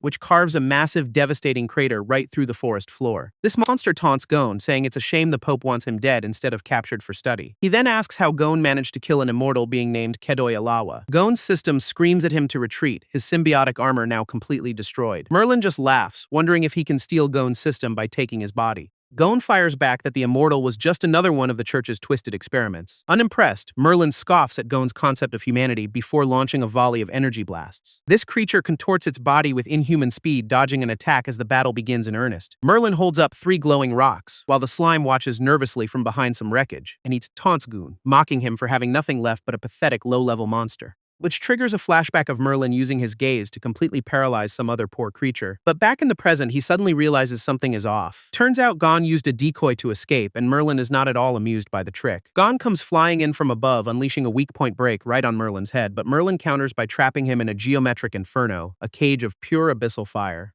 This slime watches in horror, thinking this has to be the end for his new ally. And Merlin smirks, admitting physical attacks are his weakness but vowing to keep Gon at a distance. Too bad for him, Gon reveals his skill works on magic too, shattering the fiery prison with his fists, and he breaks through the spell completely, grabbing a hold of the shocked Holy Knight. With Merlin pinned to the ground, Gon roars that he's finally got him trapped, making a final vow. If he's going down, he's taking Merlin with him. His system activates Last Stand, dropping him to 1 HP but making him invincible for 1 minute. And Gon uses that precious time to activate his ultimate skill, the Final Accord. Merlin absolutely loses it, screaming at Gon to stop because he knows the terrible cost of that spell, and his system confirms it, warning this skill will override his invincibility and erase him from existence. Gon doesn't care, activating the spell as a massive, world-ending magic circle erupts around them, which begins to violently rip Merlin's very essence right out of his body. In his final moments, Gon passes his mission to the slime via system message, warning it to never trust the church. This slime is having a full-blown panic attack, begging Gon not to die because it was counting on him for a carry. But Gon's final message is to believe in itself, suggesting his whole purpose was just to summon our blob here. A brilliant flash of light erupts from the sacrificial magic circle, leaving a massive smoking crater where the two powerful fighters once stood. When the dust finally settles, only shattered pieces of Gon's armor remain on the ground. Our little blob can only mourn its fallen brother Gon, now completely alone. Up above, Merlin is absolutely furious, realizing his target is gone and the mission is a total loss. It turns out Gon's final attack extinguished 5 of his life candles, which were apparently pretty important. This forced Merlin to possess a weak monster's corpse just to stay in the game, much to his annoyance. Fueled by pure rage, the slime suddenly launches itself forward, smacking Merlin right across the face. It vows to carry on Gon's will and get revenge, taking a bit of damage from the impact. Turns out our blob had a backup plan, leaving a clone behind as a consciousness transfer escape route. Merlin is completely baffled by this weird little contract monster Gon apparently left behind. He roars that the slime will now face the wrath that was meant for the goblin, and unleashes that same atavistic ray that turned Steelback into a fish thing. This ray hits the slime dead on, but it just sits there, completely unaffected and confused. Merlin can't believe it, guessing his weakened soul is making his magic less effective. Refusing to accept defeat against a low-level monster, he prepares another attack in a rage. But the slime's search skill confirms Merlin is half dead and has no idea what it's capable of. As Merlin's body mutates further, he's suddenly blindsided by an attack from his own corrupted form. Merlin's own corrupted body tears itself apart in a violent self-destructive frenzy, and he's furious about his weakened state, vowing to burn the forest down once he recovers. But just then, a strange bird-like monster with a glowing chest appears out of nowhere, and it unleashes a pseudo-dragon breath right on Merlin's monstrous host. This blast of fire completely engulfs the already mangled creature in a massive explosion. While from a safe distance, our slime just watches this bizarre monster-on-monster turf war unfold. After turning Merlin's host into a pile of ash, the bird thing seems confused for a moment, before letting out a triumphant screech, apparently satisfied with its handiwork. Suddenly, a nearby wolf corpse starts to twitch ominously, and a horned snake head bursts out, revealing Merlin's next hijacked body. A brilliant flash of light signals another grotesque transformation is underway, leaving our little blob to wonder if this is some kind of mid-battle evolution. This creature emerges as a two-headed feathered serpent dragon, Merlin's brand new ride. Its new wings unfurl, glowing with a strange and unsettling power. And without a second glance, Merlin's new form takes to the sky and flies away. This slime is left completely speechless, trying to process the absolute chaos it just witnessed.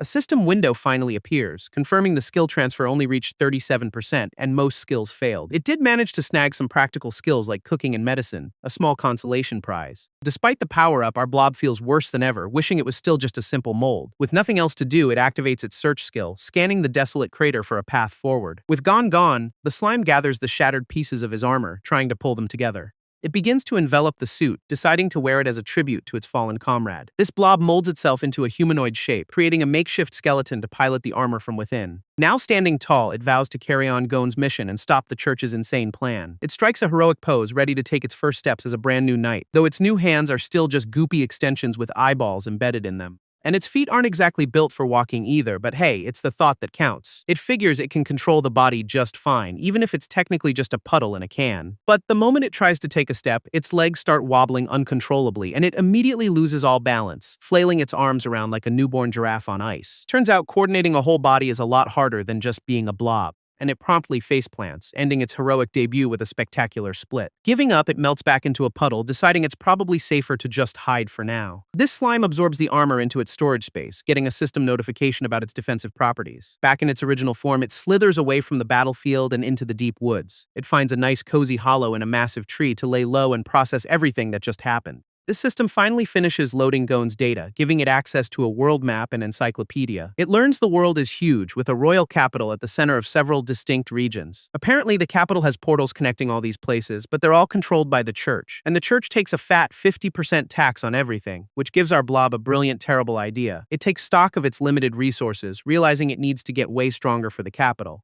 Then it considers the corpse of the girl Nia, debating whether to decompose her for resources. After a moment of quiet contemplation in its dark, new home, it pragmatically decides there's no point in letting her body just rot away. So it begins the decomposition process, absorbing her body into its own mass. And as it covers her completely, a strange vision begins to unfold. Nia's spirit appears, smiling as she bids a final farewell to the little slime. Our blob seems to shed a tear, sharing a surprisingly tender moment before she fades. With the process complete, it hardens its resolve to single-handedly destroy the church. This act levels it up to 50, merging skills to create the powerful parasitic domination. A new day dawns, and with it, a new opportunity for some good old-fashioned field testing. It finds the perfect unsuspecting victim, a lone frog chilling on a lily pad. This frog's danger sense immediately starts screaming, but it's way too late for that. Our slime unleashes a plasmodial barrage, firing a piece of itself like a bullet, which multiplies into a full-on volley that the poor frog has no chance of dodging. After getting the EXP, it offers a hollow apology for using the frog as a test dummy. It then reads up on its new skill, which lets it invade a corpse and control it like a puppet. Putting theory into practice, it spits a chunk of its body right down the dead frog's throat. This skill activates instantly, its eye glowing with intense focus as the takeover begins, and its parasitic tendrils start weaving themselves into the frog's neural network. Its parasitic essence surges through the frog's nerves, hijacking the whole system from the inside out, and a single twitch of a webbed hand signals the reanimation process is a success. This dead frog is suddenly back on its feet, much to the slime's own surprise, and the system confirms the parasite skill worked, though it's already hit its one puppet limit. Now for the fun part, transferring its consciousness to actually pilot the new meat mech, so it focuses its will, activating the domination phase of the skill. In a flash of light, its mind is successfully uploaded right into the frog's corpse, which now sports a third eye on its forehead as it checks out its new stats and abilities. This world looks completely different through the frog's eyes, a massive upgrade in perspective. And best of all, it inherited all the muscle memory, so no clumsy face planting this time. This frog puppet turns to look back at the slime's original, now vulnerable body, which has gone into a risky autopilot mode that it'll have to worry about later. For now, though, it's absolutely thrilled to take its new body for a proper test drive. It immediately spots its first test subject, buzzing around in the distance, and unleashes a tongue fist, snatching an unsuspecting beetle right out of the air. After a quick snack, it's completely hooked on the experience and ready for more action. It starts hopping around the forest, getting a feel for its newfound agility, before locking onto its next victim, a poor, defenseless snail. But as it leaps further away, the connection to its main body starts to stretch thin, until the signal finally breaks, leaving it completely disconnected from its puppet. This frog puppet immediately face plants, the connection completely severed mid-leap. Back at the source, the slime's main body calculates the signal dropped at roughly 30 meters. It realizes there's a leash on this whole puppet master gig, and a pretty short one at that. But then the frog sits up on its own, much to the slime's absolute shock, and starts hopping around like nothing happened, leaving our blob wondering if it just resurrected the thing. A sudden light bulb moment hits as it finally pieces together how the skill actually works. Turns out there's an active domination mode and a much less impressive automatic mode. This main body is basically a Bluetooth hub, stray too far, and the puppet just runs on instinct. Unfortunately, the frog's instincts involve failing spectacularly to catch a snail. Yeah, this automatic mode is not exactly a tactical masterpiece, is it? Deciding this test is a bust, it recalls the frog puppet back into its storage. This gives it a devious idea. If it can puppet a frog, what about Merlin's giant feathered dragon? It imagines riding a high-level beast, leading a parasitic army right to the church's doorstep. While lost in its grand schemes, something suddenly shoots out of the nearby river and blasts it with a water jet, knocking off a decent chunk of its health. Our blob is absolutely furious, demanding to know who just pulled that sneak attack. It assumes some stinky crab is offering itself up as a free meal, saving it the trouble of hunting. This attacker surfaces, revealing it's actually a rather unimpressive-looking pufferfish. Fed up with being everyone's target, it decides to unleash the full power of a low-ranking monster lord. In response, the pufferfish just puffs up, readying another water gun attack. It fires back with its own plasmodial barrage, not about to let some fish get the last word. But the pufferfish just dives, expertly dodging the volley before it can connect. It vanishes beneath the surface, leaving our blob staring at an empty river. So it's a shoot-and-run tactic. Well, two can play at that game. This slime morphs a part of its body into a massive net ready for some deep-sea fishing. This net scoops up the attacker and its entire extended family, trapping them completely. Hoisting its catch out of the water, it's greeted by a glorious cascade of EXP notifications, and just like that, it's got a brand new pufferfish puppet with a handy water gun skill. Wasting no time, it spots a crab minding its own business and drops a blob of goo on it. This unsuspecting crab gets a face full of slime, its snack time officially ruined. This goo quickly spreads, covering the crab's entire shell in a parasitic blanket. Our blob seeps into the armor's cracks, aiming to hijack the crab from the inside out. This parasite skill works like a charm, instantly neutralizing the target for a takeover. Next comes domination, sending tendrils of control through the crab's nervous system. And boom, another puppet for the collection, a swamp crab with a clamp skill. With its puppet army growing, it sets its sights on a buzzing beehive up in the trees. These bees are already on high alert, summoning a massive swarm to defend their home. So it deploys the frog puppet, which leaps into action with an empowered tongue attack. Its massive tongue whips through the air, wrapping up dozens of bees in one clean sweep. This frog puppet absolutely demolishes the swarm, raking in even more easy experience points. This frog puppet is now grotesquely bloated, having swallowed way more bees than it can handle. Meanwhile, the remaining bees are not impressed, charging up a massive honey bomb from above. Our slime realizes its frog is about to get nuked by concentrated sugar, a truly sticky situation. Time for a tactical retreat as it quickly shifts its consciousness to another host, jumping right into the crab puppet and raising its claws for a counterattack. This crab starts frothing at the mouth, prepping its own special kind of artillery, and unleashes a powerful water gun straight up at the incoming honeypocalypse. These two attacks collide mid-air, creating a spectacular, sugary explosion that rocks the forest.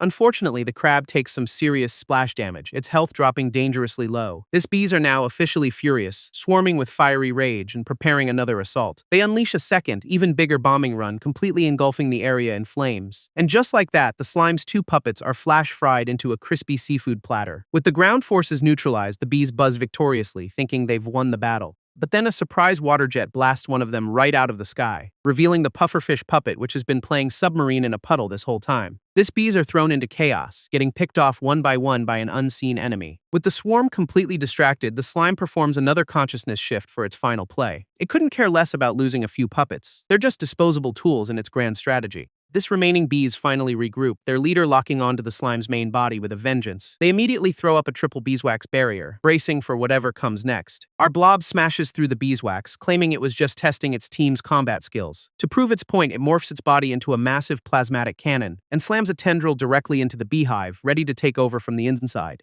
Its parasitic essence spreads like a virus, mapping out the entire hive to find the queen. It finds her mid-snack, immediately latching on to begin the hostile takeover. This parasite skill activates with the grand plan of turning the swarm into its personal army. This strategy is simple enough. Control the queen, and through her, control every single bee. And just like that, the hornet queen is puppet number 4, complete with a hive mind skill. It immediately uses the queen to send out a pulse, calling all her children to rise. Except instead of rising, the entire swarm just drops dead on the spot. This new queen puppet is left wondering why nobody is responding to her commands. Turns out, when the queen dies, the whole hive dies with her, a major design flaw in its plan. So it ditches the useless queen and makes a much more practical hornet mage puppet instead. This new puppet comes with some handy skills, including Spark Ember and Levitation. Back at its base, it's gathered a small collection of shiny rocks for some reason. It then addresses its newly formed slime mold squad from a makeshift throne, and with all the gravitas it can muster, our blob commands its new minions to assemble. First up, the frog puppet gets a new name, Waji, who seems to accept with a croak. This crab puppet is officially dubbed Crabsook, earning a promotion for its bigger claws. And finally, the pufferfish is christened Xiaotun, completing the roster of its first squad. This slime's only question is where its new bee puppet disappeared to, so it casually tells the rest of the squad it totally just let the bee go, no big deal. A second later, it dawns on our blob where its new minion actually went. Yep, Waji the frog is about to turn its new mage into a quick afternoon snack.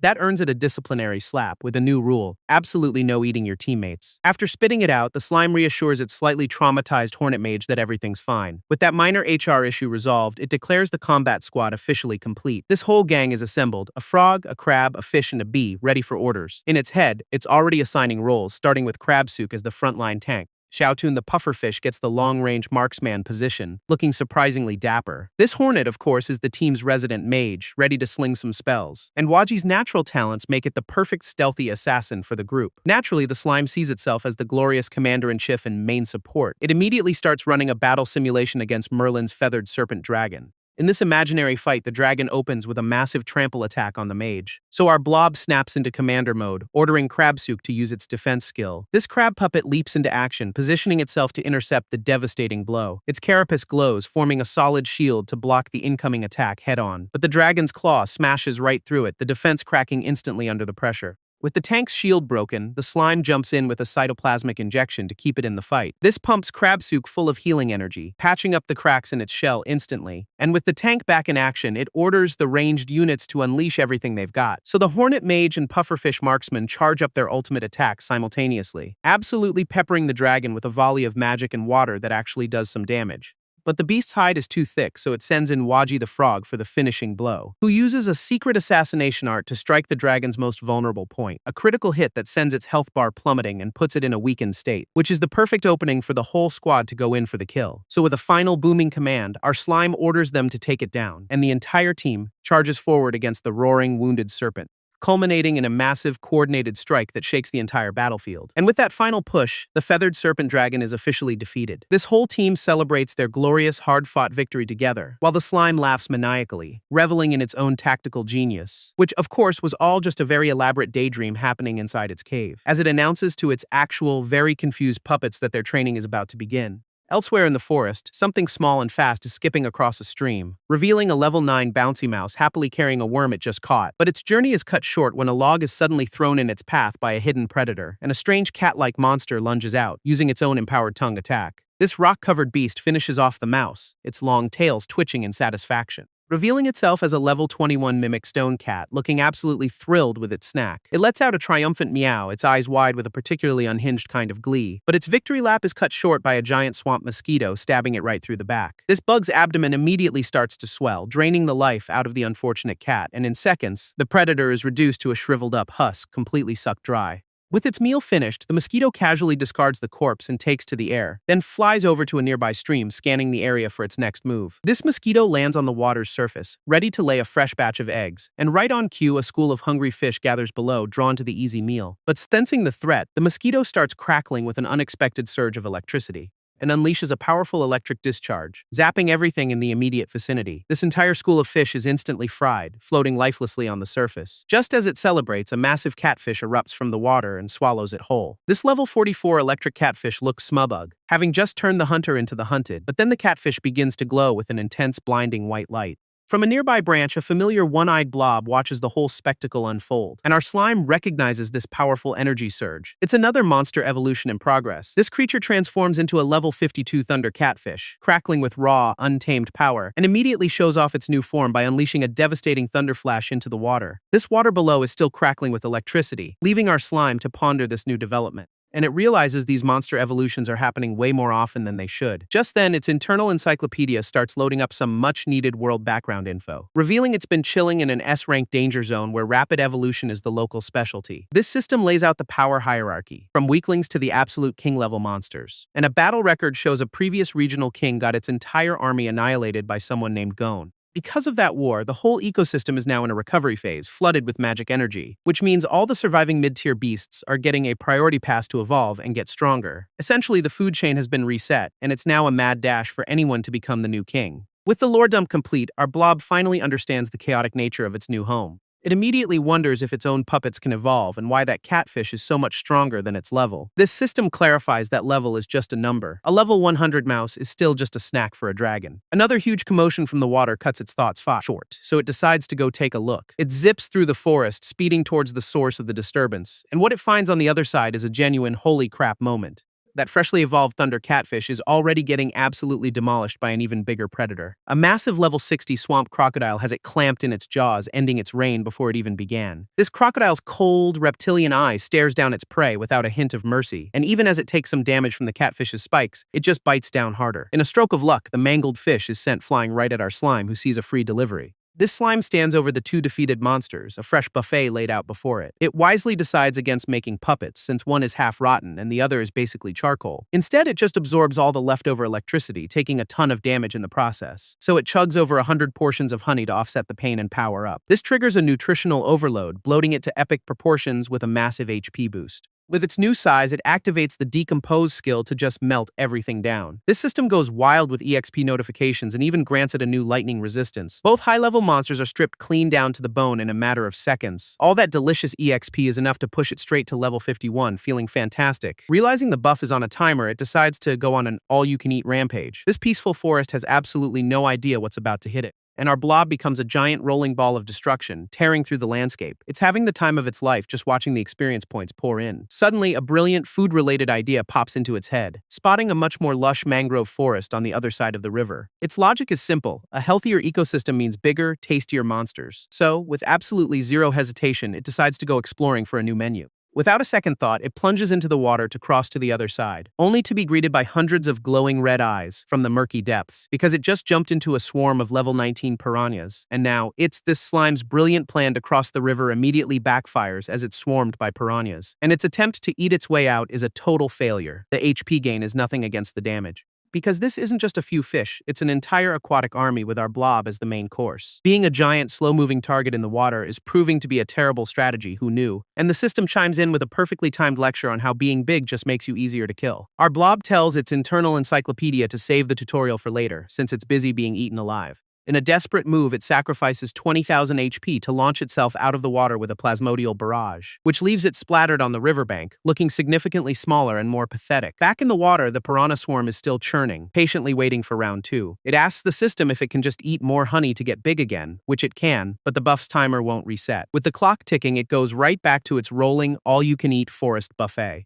It's now a giant rolling catastrophe of mud, sticks, and pure, unadulterated gluttony. As it rampages, it notices the terrain is getting weirder, with thorny plants sprouting up everywhere. This gives it a moment of clarity. Its true power isn't fighting, it's just endless consumption. This path forward seems simple. Infinite decomposition, infinite absorption, and infinite evolution. It's already fantasizing about becoming a city-sized monster to give the church a taste of its moldy wrath. But its glorious daydream gets shot down by the system with a blunt that won't work. Completely baffled, it asks why not, prompting the system to load up another inconvenient truth bomb. Turns out there are diminishing returns. The higher its level, the less EXP it gets from low-level mobs. And just like that, our slime realizes its infinite growth plan has a very finite, very annoying math problem.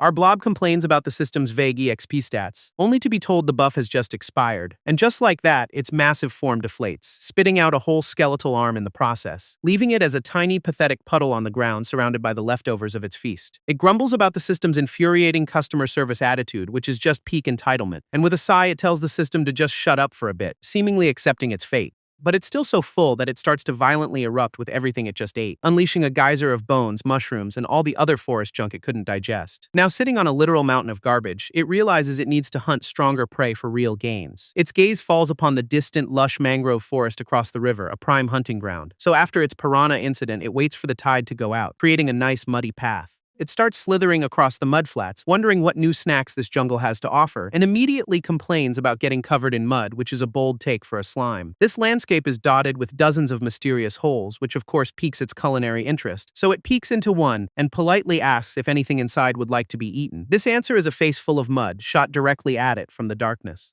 leaving our blob stunned and covered in what looks suspiciously like a mud spitball. Absolutely furious at this disrespect, it dives headfirst into the hole to teach the culprit a lesson, and the ground starts to shake as a one-sided beatdown commences somewhere under the surface. Until a moment later, the offending creature is launched unceremoniously into the air, revealing a level 17 mud skipper, which is now flopping helplessly on the shore. This little mud spitter flops around helplessly after its rude introduction, before letting out an ear-splitting shriek of distress, which genuinely surprises our slime, who didn't think it could even talk. Turns out that cry was a signal, and now the entire mudflat is crawling with its angry friends. It realizes this isn't a level 17 mob, it's a level 17 army, but trying to win with numbers is a rookie move, because our blob didn't come alone either. With a classic manga pose, it activates its own summoning jutsu, unleashing its personal army in a dramatic puff of smoke. Out come the puppets. The crab, the fish, and even the mosquito are back in action. Our blob is absolutely giddy, finally getting to live out its manga-inspired power fantasies. This mudskippers aren't impressed, though, and immediately start spitting a volley of mud shots, pelting the giant crab puppet with a barrage of hardened dirt.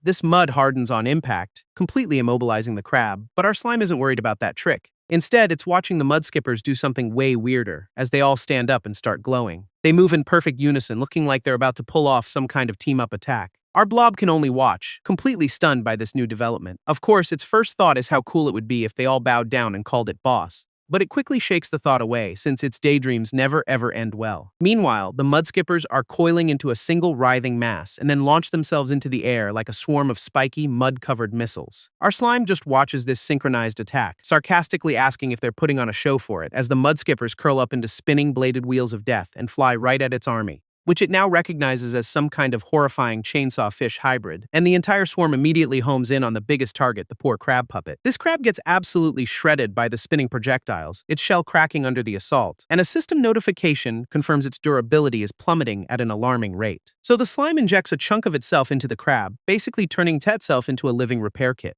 before immediately switching its consciousness over to the fish puppet to join the fight, which opens its horrifyingly large mouth, ready to take a bite out of the enemy, and with a steel fang cut, it chomps one of the mudskippers clean in half. Meanwhile, its frog puppet is also getting swarmed by these living saw blades, so it hunkers down, digging its feet into the ground for a powerful leap, launching itself into the air to dodge the incoming barrage with a mighty croak. And then it whips out a bizarre tongue fist to punch back at its attackers. Unfortunately, that brilliant plan ends with its tongue getting sliced to ribbons, forcing our slime to switch its consciousness over to the frog puppet to take control, because the system helpfully points out that its puppets have the battle IQ of a wet rock on autopilot. Now in the driver's seat, it finds itself getting completely overwhelmed by the sheer numbers, but it manages to land a solid hit with an empowered tongue strike, knocking one of the mudskippers out of the fight before switching its focus again. Hopping into the bee puppet, it's immediately met by a storm of spinning mud missiles, so it whips out a triple beeswax barrier, creating a sticky, hexagonal wall for defense. That barrier holds for about half a second before the chainsaw fish shred it to pieces. Realizing a solid wall won't cut it, it decides it needs to stop their movement entirely. Its new plan involves its stinger and a whole lot of honey, unleashing honey convergence to summon a massive glob of honey from the ground, which hardens into a giant sticky amber prison for the unlucky fish. That only took care of a few, though, as the rest of the swarm keeps coming. At the same time, the pufferfish puppet is getting ready for its big moment, using inflate to puff up instantly and impale the mudskippers swarming it. Seeing the opening, the bee puppet orders them to press the attack using honey convergence again, and this time it's a full-on honey bombardment, trapping the mudskippers in sticky blobs. This plan works perfectly, leaving the entire mudskipper army immobilized in honey traps. With the enemy nicely marinated, it prepares a little spark magic for the grand finale. And a single spark is all it takes to turn the entire battlefield into a sugary inferno, roasting the entire army alive and absolutely flooding the system with EXP notifications. With the battle won, its attention is suddenly drawn to something else entirely, because the frog puppet is busy flexing its one kill while the bee carried the whole team. This pufferfish, meanwhile, is trying to help out by spitting water on the mud-caked crab puppet. But then our slime picks up an amazing smell, using its chemical senses to pinpoint the source. That delicious smell gives it a brilliant idea, as the system registers honey roast fish as a new recipe. Of course, all its puppets are drooling over the food too, much to its absolute annoyance. Feeling generous, it declares this a victory feast for the whole team, puppets included. Decomposing the cooked fish gives it a huge EXP boost, and it's apparently a gourmet experience. But the celebration is cut short when it senses more enemies approaching fast. A level 49 mudskipper boss leaps onto the scene, and it does not look happy at all. This system explains this boss commands the swarm, so our slime plans to just repeat its last winning strategy. Unfortunately, its entire army is still too busy stuffing their faces to notice the giant monster. This boss doesn't wait for them to finish, launching itself forward in a blur of motion. After a good yelling, the puppets finally gulp down their meal and get ready to fight. Deciding wireless is too laggy, it extends tendrils for a direct, wired connection to its team. This new setup allows for instant, coordinated commands, turning its puppets into a hive mind. It's absolutely thrilled, living out its ultimate puppet master power fantasy from the manga. This boss roars, dripping with honey after apparently eating one of its own fallen soldiers. Seeing this, the slime judges the boss as a low-intellect brute and orders the attack. A fresh wave of mudskippers immediately leaps forward to defend their leader. This frog puppet goes in first, whipping out an empowered tongue strike right at the boss's face. But the boss just casually deflects the attack with a flick of its tail, completely unimpressed. At the same time, the bee puppet flies into position, charging up a spark ember spell, which hits the boss dead on in a massive fiery explosion, seemingly ending the fight. But the boss just shrugs off the explosion, using some kind of swamp flow art to control the mud, and our slime realizes this thing has intermediate magic, ordering the crab puppet in as a meat shield. This plan immediately goes sideways when the connection to the crab just snaps, because the puppet is ignoring orders and stuffing its face with leftovers from the last fight. This system helpfully explains that puppets on autopilot can just decide to disobey if they want to, and it finally clicks for our slime. The crab isn't just being greedy, it's about to evolve. Right on cue, the puppet starts glowing with a brilliant golden light, transforming into a massive boss-level swamp crab king. Its new encyclopedia entry confirms it's a top-tier scavenger with an iron-hard shell. So our slime immediately consciousness shifts into its new ride, ready for a real boss fight. Now piloting the Crab King, it absolutely towers over the mudskipper boss, and with a smug look, it tells the little fish to prepare itself. It charges forward with incredible speed, ready to crush the boss with its new power, but the mudskipper just casually pulls a fin off its back like a dagger, and hurls it forward as a fin boomerang right at the crab's face.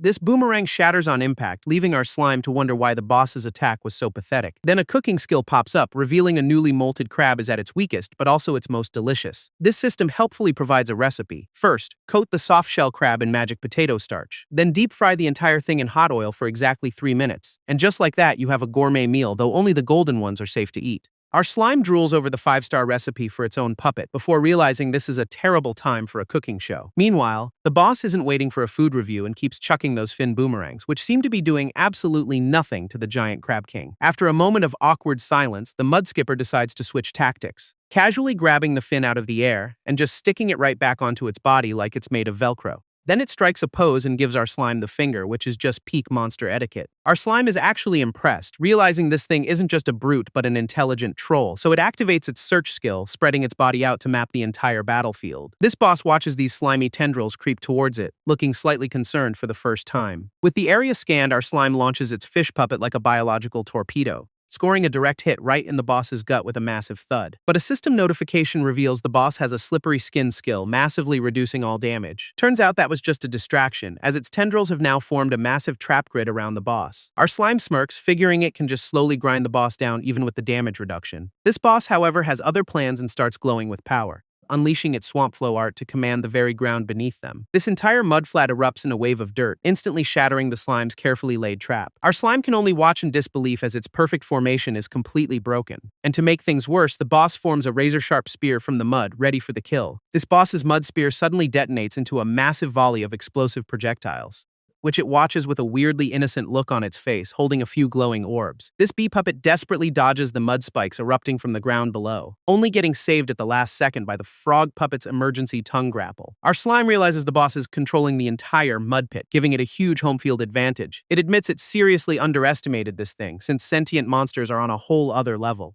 This mud skipper's eyes narrow, locking onto its next target with a surprisingly sharp gaze, before unleashing a new attack, sending spinning mud discs hurtling through the air. But the fish puppet, Shounen, leaps in front of the fin boomerang to intercept it, inflating itself into a spiky disposable meat shield at the very last second. Shounen takes the full force of the hit, its durability plummeting at an insane rate. This boomerang tears right through its body, a pretty brutal but effective sacrifice play, and a system notification quickly confirms the pufferfish puppet has been destroyed. Our slime thanks Shounen for its noble sacrifice, promising it won't be in vain, because that distraction gave it the perfect opening to snatch the boomerang out of the air. It immediately activates Dissolution, absorbing the boss's own weapon right into its body. This mudskipper boss can only watch in absolute horror as its favorite toy gets eaten. A notification confirms the decomposition was a success, even granting a nice chunk of EXP. With its main weapon gone, the boss just collapses onto the mud, completely demoralized. So our slime just casually walks over and gives the depressed monster a comforting pat on the back. Our slime gives the boss a condescending pat, clearly enjoying the monster's little breakdown. But that pity party lasts all of 2 seconds before the boss starts screaming its head off. Its eyes are glowing with pure rage, promising a whole lot of murder for our slime. And apparently, it can talk now. The system says extreme stress can unlock a monster's vocabulary. This boss immediately puts its new brain to use, summoning a forest of mud spikes with swamp flow art. Our slime just scoffs, pulling out a giant mace and bragging about its past victories, winding up for a huge swing and turning itself into a flaming mace-wielding comet. Then it unleashes the plasmatic cannon, launching the weapon like a ballistic missile, only for the mudskipper to casually clap its hands together, ready to catch it. A massive mud wall erupts from the ground, stopping the cannon's advance completely, and the mace just slams into the wall, getting stuck like a fork in wet cement. Turns out the boss's defense is way thicker than it looked, absorbing the entire blow. This boss seems pretty relieved its wall held up, sweating bullets just to maintain it. Our slime realizes its best shot was a total dud, and now its weapon is about to be confiscated. But then a notification pops up. Its martial arts talent is letting it create a new move on the fly. It has absolutely no idea what that means, but hey, new skills are new skills. Deciding to just wing it, it pours a whole new kind of energy into the trapped mace, unleashing a water hammer that blasts right through the mud defense with a huge boom. This attack pierces the wall and slams directly into the boss's chest, and that look of pure shock on its face says it definitely didn't see that coming. This improvised water hammer attack absolutely shreds through the boss's defenses, sending the mudskipper flying until it's half buried in the mud, completely out for the count. Meanwhile, in the ridiculously grand royal capital, some very important people are having a meeting. Inside the Holy See, a row of candles of fate stand as a grim reminder of life and death, and Pope Vicross announces that it's been 3 days since the mage Merlin's candles went out for good. He also claims his world magic can't find our slime anymore, declaring the threat officially over. One of the knights suggests just nuking the whole swamp to be safe, but the Pope insists Gon is gone, A hooded knight named Far says they need to replace Merlin immediately to keep their grand ascension plan on schedule. Conveniently, the Pope announces that a suitable replacement has just arrived for her audition. A young woman with pink hair enters the massive hall, formally greeting the council. One of the knights, Deer, recognizes her as Merlin's disciple, a good candidate despite her personality. This girl, Louisa, immediately drops to her knees, crying and begging them for help. Turns out she's an S-rank adventurer who believes her guild is doomed without her master Merlin. Another knight, Vane, uses this as a chance to poach her for his own guild, with a no-trash policy, of course. Louisa politely turns him down, reaffirming her loyalty and offering her own life to save her master. This Pope finds this moving and asks if she's truly willing to sacrifice herself for Merlin's sake. Trembling, she confirms her willingness to do whatever it takes to save him. So he reveals Merlin's soul is gone, before immediately offering her the vacant Holy Knight spot. As she breaks down, the Pope coldly tells her to stop crying and be grateful for the promotion. All she can do is clutch her clothes in despair, her world completely falling apart. Louisa puts on a brave face, vowing to inherit her master's will and serve the Holy See. But a flashback reveals the moment she found Merlin after his tracking magic went haywire. Discovering his body had been reduced to a shriveled, mummified corpse on the floor. His eyes are locked in a state of pure, unadulterated terror from his final moments. Turns out Merlin had a backup plan, using a soul fragment to possess his most compatible disciple, Louisa. This desiccated body reaches out, begging his student to come closer and give him her hand. Except Louisa just smirks, revealing she knew all about the parasitic spell he'd planted in her. Merlin completely loses his composure, screaming at her for daring to disobey his final order. She calmly reassures her master that she'll help him right now, pulling out a dark grimoire. This book is practically humming with forbidden magic, ready for some seriously messed up stuff. And with a violent flash of dark energy, she begins her version of helping, laughing maniacally while covered in blood, promising to take everything he ever owned. Back in the swamp, the Mudskipper boss is lying face down in the dirt, seemingly defeated. But its eyes suddenly snap open because it was just playing dead the whole time. This boss leaps to its feet with a furious roar, ready for a rematch, only to realize our slime didn't fall for the trick and has already vanished. Our slime is already making a tactical retreat since the system never confirmed the kill. Suddenly, a razor-sharp spike of mud erupts from the ground, narrowly missing them. This Mudskipper is now tunneling through the earth like a land shark, closing in fast. Our slime can only watch in panic as the enraged boss gains on them at an alarming speed. Our slime tells its frog puppet to change course, since outrunning a land shark is a terrible plan. So the frog puppet makes a desperate leap toward the safety of the dense mangrove forest, as a mud spike erupts right where it was, barely missing its little froggy legs. This boss surfaces and immediately spots the puppet, launching another projectile right at it. This chase quickly turns into a deadly game of hide-and-seek among the swamp's roots.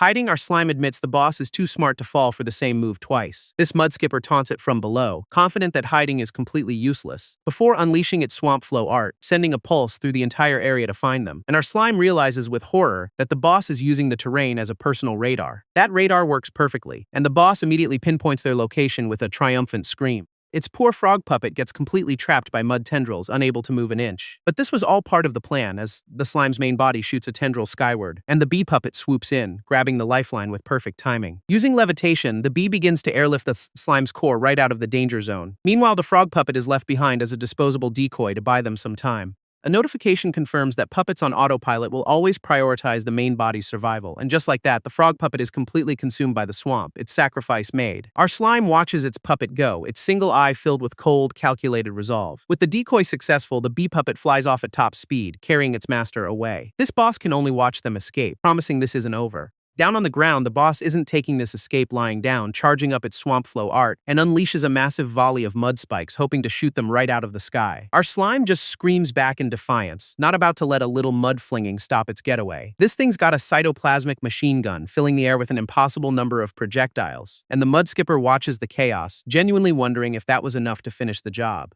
Just to be sure, it whips up a vortex of mud and rocks to send their way, forcing the bee puppet into a frantic high-speed dodge through the deadly barrage. Unfortunately, one of the rocks clips its wing, taking a huge chunk right out of its side. Even with a hole in its body, the puppet has one last trick up its non-existent sleeve, using the slime's own tendril to launch its master like a biological slingshot. Our slime can only scream for its puppet as it's flung through the air at top speed, while the little bee gives a final heroic thumbs up before it's completely overwhelmed. Even the Mudskipper seems a little taken aback by the sheer audacity of that sacrifice play. For a split second, our slime gets sentimental, promising to remember its disposable yet loyal puppets. It then braces itself for whatever comes next, twisting into a weird little shuriken shape. This flight path takes it completely out of the swamp and over a barren, cracked desert where it spots a lone patch of grass and begins its descent, aiming for a soft landing. After a messy splat, it figures it must be safe now that it's out of the mud. Except the ground immediately erupts, dealing a nasty chunk of damage out of nowhere. Turns out a little white worm was waiting in ambush, leaping out of the dirt for round 2. Our slime is panicking in its new grassy safe zone, wondering why it's still losing health. And the system explains this is a salt flat, where the osmotic pressure is literally sucking it dry. It looks out at the endless cracked earth, realizing its tiny island of grass is now a prison. With the next safe spot way too far to jump, it's officially stuck between a rock and a salty place. Just then, a familiar volley of mud spikes rains down from the sky.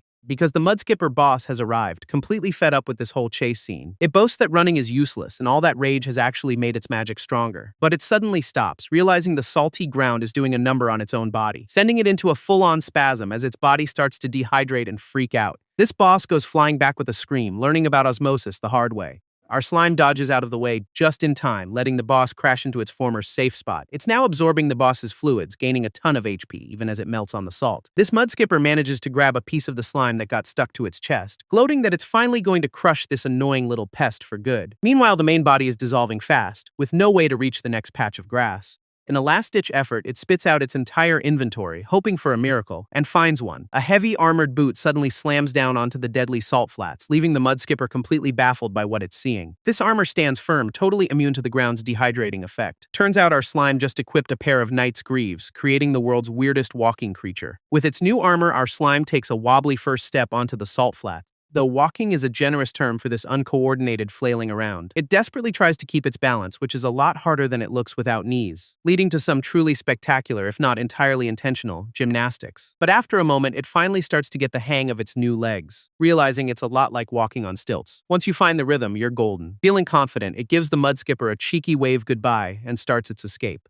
But the boss isn't about to let it go, powering up its swamp flow art for another round, only for the magic to fizzle out completely on the dry, cracked earth. Our slime can't help but laugh, pointing out the obvious flaw in a mud-based attack strategy here. This sends the mudskipper into a full-blown rage, its eyes practically popping out of its head. Ignoring the tantrum, our slime just keeps on clomping across the desolate landscape, making its way towards the edge of the salt flats and whatever lies beyond. That's when it spots a strange glowing light in the distance, piquing its curiosity, and sees some kind of glowing artifact sitting on an island in the middle of a lake. Turns out, it's a massive, partially destroyed teleportation gate, humming with power. A portal, of all things, just sitting out here in the middle of nowhere. Unfortunately, that lake is pure, high-concentration salt water, a death sentence for a slime. It decides it's not strong enough to risk a trip to the human world yet and turns away. Meanwhile, in a dark and rainy forest, we see a small, lonely graveyard under a twisted tree. After that whole ordeal, our slime checks its stats. Now a respectable level 51 lord. It sulks in its new hideout, complaining that the mudskipper wiped out its entire puppet army. This plan now is to just lay low and grind, since the world is only getting deadlier out here. As if on cue, a massive thunderstorm rolls in, setting a perfectly gloomy mood, and our slime realizes it forgot to close the door to its dirt hole. So it just stretches out a tendril to pull a leaf over the entrance, problem solved. But a sudden chill runs down its non-existent spine, pure terror flashing in its eye. A horrifying red-eyed creature looms in the rain, having found its hiding spot, and it lunges forward with a blood-curdling shriek, ready to tear the slime apart. Our slime can only scream, completely helpless as the monster closes in, until it suddenly jolts awake, bouncing right out of its leafy bed. It's still panicking, grabbing a nearby stick and telling the nightmare monster to stay back. After a tense moment, it realizes the cave is completely silent and empty. Turns out it was all just a dream, admitting that Mudskipper gave it some serious PTSD. This next morning, the sun is shining and the nightmare is a distant memory. Back in business, it's already spawned some new minions to go hunt for food. With a flick of its body, the little clones shoot off into the forest to do their job. Now it's got a new goal in mind: hit level 60 to unlock its next evolution. Its grand planning session is rudely interrupted by something poking it in the head, and looking up, it sees a giant blue lizard frog thing staring down from a tree. Our slime scoffs, wondering if this thing knows who's the hunter and who's the prey here. So it hits the tongue with dissolution, immediately starting to melt the creature's only weapon. This lizard frog shrieks, yanking its half-dissolved tongue back in absolute agony. Panicked, the creature activates its camouflage skill and tries to blend into the tree to escape. But our slime just uses its search ability, completely unimpressed by the cheap invisibility trick. This grid instantly highlights the lizard's position, leaving it totally exposed for a counterattack. And just like that, it's pinned down, with our slime gloating that it's been found. A notification confirms the capture, adding a new Swamp Patroller puppet to its collection. Later, its minions return with a massive pile of food, and the slime is pretty happy with the haul. It realizes just dissolving low-level mobs gives garbage EXP now, so it needs a better system. Turns out it's unlocked a new skill, cooking, which boosts XP from food and can add buffs. so it asks its system to scan the ingredients and pull up some potential recipes. This menu looks amazing: grilled platters, skewered fish, mushroom soup, but there's a catch. Every single decent recipe requires fire, which it obviously doesn't have. After a bit of frantic searching, it finally finds an option it can actually make. And that option is a plain salad, which is basically just a pile of wet leaves. Our slime is absolutely fuming, wondering what the point of this useless recipe even is. It needs a source of fire, but remembers it already ate all the local fire bees. Oops. But then a sudden spark of inspiration hits. It remembers something important. It recalls a certain creature that was literally made of pure raging fire. It remembers the flametail squirrel, a walking, nut-eating fire starter just chilling in the woods. So it tracks one down and prepares to give it a very rude awakening with its new armored boots. After a quick bonk, the squirrel is out cold, and our slime is already impressed by its natural firepower. A quick puppetification later, and it's got a new minion with skills like fireball and self-destruct. This slime immediately puts its new fire starter to work, ordering it to heat up a makeshift stone grill. This little guy strains with all its might, blasting the rock with a surprisingly powerful fireball. And just like that, the stone slab is glowing red hot, ready for some serious cooking. It even carves a spatula and ties on a chef's bandana, getting way too into this whole culinary thing. Then it's a full-on cooking frenzy, stir-frying all the ingredients its minions gathered. After a solid 2 hours of intense grilling, it adds the final touch, a sprinkle of salt it snagged from the flats, even if it hurts a little. This result is a meal that's literally glowing with heavenly light, making our slime so proud it's practically tearing up. This spread is incredible. A whole frog platter, mushroom soup, and some crispy grubs, and with no time to waste, it just inhales the entire gourmet feast in one massive gulp. This dissolution skill kicks in and the system goes wild with notifications for XP, mana, and buffs. It gets all sentimental about the food's sacrifice, watching the frog's soul ascend as it hits level 52. Our slime is stuffed and satisfied, confirming that cooking is way more efficient for grinding levels. 2 weeks later, it's completely taken over the surrounding forest, turning it into its personal territory. Its title has even upgraded to Dominion, and it's now a beefy level 54 with maxed out skills. Miles away from its main body, one of the slime's frog puppets is out on patrol, controlled remotely thanks to a new slime signal relay system it's developed, which is basically a network of slime bits left in trees to extend its command range. But suddenly, the frog puppet gets absolutely shredded by something moving too fast to see, and back at base, our slime feels the connection sever, completely stunned by the attack. It immediately switches consciousness to a bird puppet to get an aerial view of the situation. Spotting the culprit, a massive, armored bull-like monster rampaging through its forest. Luckily, one of its little relay stations happens to be sitting on a branch right above the action, so it instantly zaps its consciousness over to the perfectly placed piece of itself. From this new vantage point, it can feel the immense power rolling off the high-level creature. Still, it's not about to let a trespasser go, warning the beast it just walked into a trap. This bull doesn't even flinch, instead unleashing a terrifying skill of its own called Death Pressure, which slams the slime with a wave of pure psychic dread, paralyzing it on the spot. Before it can even react, the bull's horn skewers the tiny relay station, killing it instantly. With the small threat neutralized, the monster just snorts and continues on its destructive path. But as it charges forward, it's suddenly bombarded by a volley of sticky projectiles from all sides, forcing the powerful creature to skid to a halt, finally annoyed by the disturbance. Turns out our slime had already woven its tendrils between the trees, creating a massive web, and now it activates its search skill, locking onto the bull's exact position within the trap. This beast finds itself completely ensnared, looking up just as a puppet drops in for the kill. This stingray puppet dives in, with our slime thinking it can just wear this big dumb brute down, but the bull just plows straight through the assault, its armor deflecting every single hit, leaving it completely unscathed and looking more annoyed than anything else. Our slime is floored, realizing that this thing's hide is way tougher than it looks. So the bull retaliates with another blast of death pressure, targeting the puppet directly, which is instantly vaporized by the sheer psychic force of the attack. With the puppet gone, the monster turns its attention to the slime's main body on the ground, unleashing a skull blast that sends a wave of earth-shattering spikes forward. This attack absolutely demolishes the surrounding area, ripping trees right out of the ground, but when the dust settles, our slime has completely vanished from sight. Turns out it just dove into a tiny hole to dodge the attack at the last second, and from its new hiding spot, it launches a surprise counterattack straight for the bull's weak point, landing a perfect, if incredibly disrespectful, shot right up its backside. This tip of its tendril then blossoms open, securing a very, very firm grip inside. Our slime strains, commenting on the surprisingly tight squeeze as it pushes itself further in. It decides that a dirty, dishonorable rear assault is the most effective tactic here. This bull starts screaming and thrashing, completely helpless against this internal invasion. Our slime's tendril just keeps burrowing deeper, navigating the beast's digestive tract, until its main body pops out right inside the bull's stomach, finding a nasty-looking ulcer. So it just unleashes its dissolution skill, turning the monster's insides into a bubbling, toxic soup. Inside the beast, it starts pummeling the ulcer with hardened tendrils, a truly brutal internal beatdown, causing the bull to stumble forward in absolute agony as its body breaks down from within. It lets out one last blood-soaked roar while the slime's attack rips through its vital organs. and our slime makes a grand, gory exit by bursting right out of the monster's side. Not done yet, it spreads its body throughout the bull's corpse, activating its search skill again, this time mapping out the creature's entire internal anatomy with terrifying precision. This grid quickly locks onto the one thing that'll end this for good, the heart. So it morphs a part of itself into a brand new weapon, taking careful aim at the target, unleashing a devastating plasmatic cannon blast right through the beast's chest. This bull is sent flying, its body finally crashing to the ground in a lifeless heap. A system notification confirms the kill, granting a massive flood of experience for the high-level takedown. Analyzing the situation, it realizes the bull came from a dangerous unexplored lost zone on its map, which makes it wonder what kind of monster could have broken that horn in the first place. But that's a problem for another day, as it gets to work dissolving the bull's tough hide. This process yields some top-tier loot, high-grade meat, and valuable armor-plating materials. It notes that while dissolving gave great EXP, cooking this stuff is going to be even better. Sitting by the massive skull, it offers a very sincere thanks for the meal to its fallen foe. Suddenly, a mysterious blue energy sphere appears in the sky, held by crumbling stone hands, which fires a massive pillar of light straight down into the forest below, opening a swirling portal as shadowy silhouettes begin to step through. Meanwhile, a portal opens up and a group of B-rank adventurers steps into the slime's territory, as some mages with flight magic just take off, leaving the ground pounders in the dust. Turns out a whole crowd of people has poured into this newly accessible zone,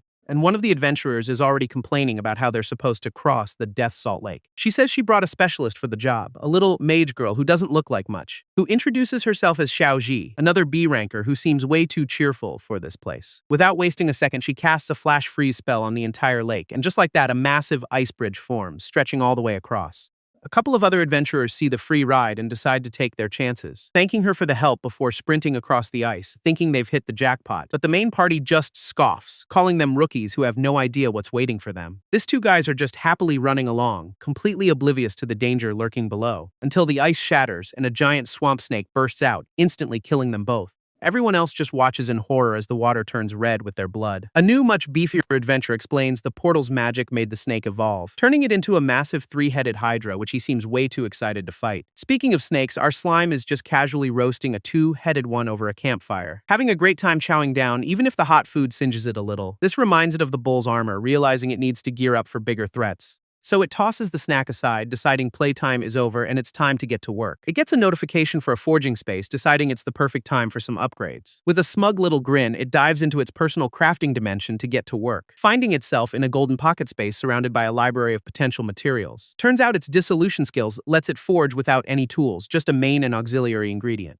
So it summons the main event, the armor plates it stripped from that rampaging bull. It slots the materials into the crafting interface, ready to see what happens, but the system gives it one last warning, fail, and everything gets deleted. Our slime just scoffs, figuring the armor was already broken, so there's literally nothing to lose. And with a decisive splat, it smacks the forge button, rolling the dice. This process kicks off, with the system getting ready to combine the two components, and the materials begin to fuse together in a swirling vortex of light, which erupts in a blinding flash as the crafting completes. Its eye snaps wide open, waiting to see if it just made a masterpiece or a pile of junk. Suddenly, a fully armored hand bursts out from its own body on the ground, followed by a leg that stomps down with a satisfying thud, confirming the craft was a success. A system notification pops up for its new armor set, Indomitable Will, and it looks incredible. This new gear even comes with some seriously sharp-looking claws, perfect for future disagreements. Now for the fun part, it starts pouring its main body into the empty suit of armor. Its slime form stretches and flows, filling every single inch of its new shell, completely taking over the armor and creating a brand new, terrifying Dominion form. Its body completely fills the armor, unlocking its brand new Dominion form.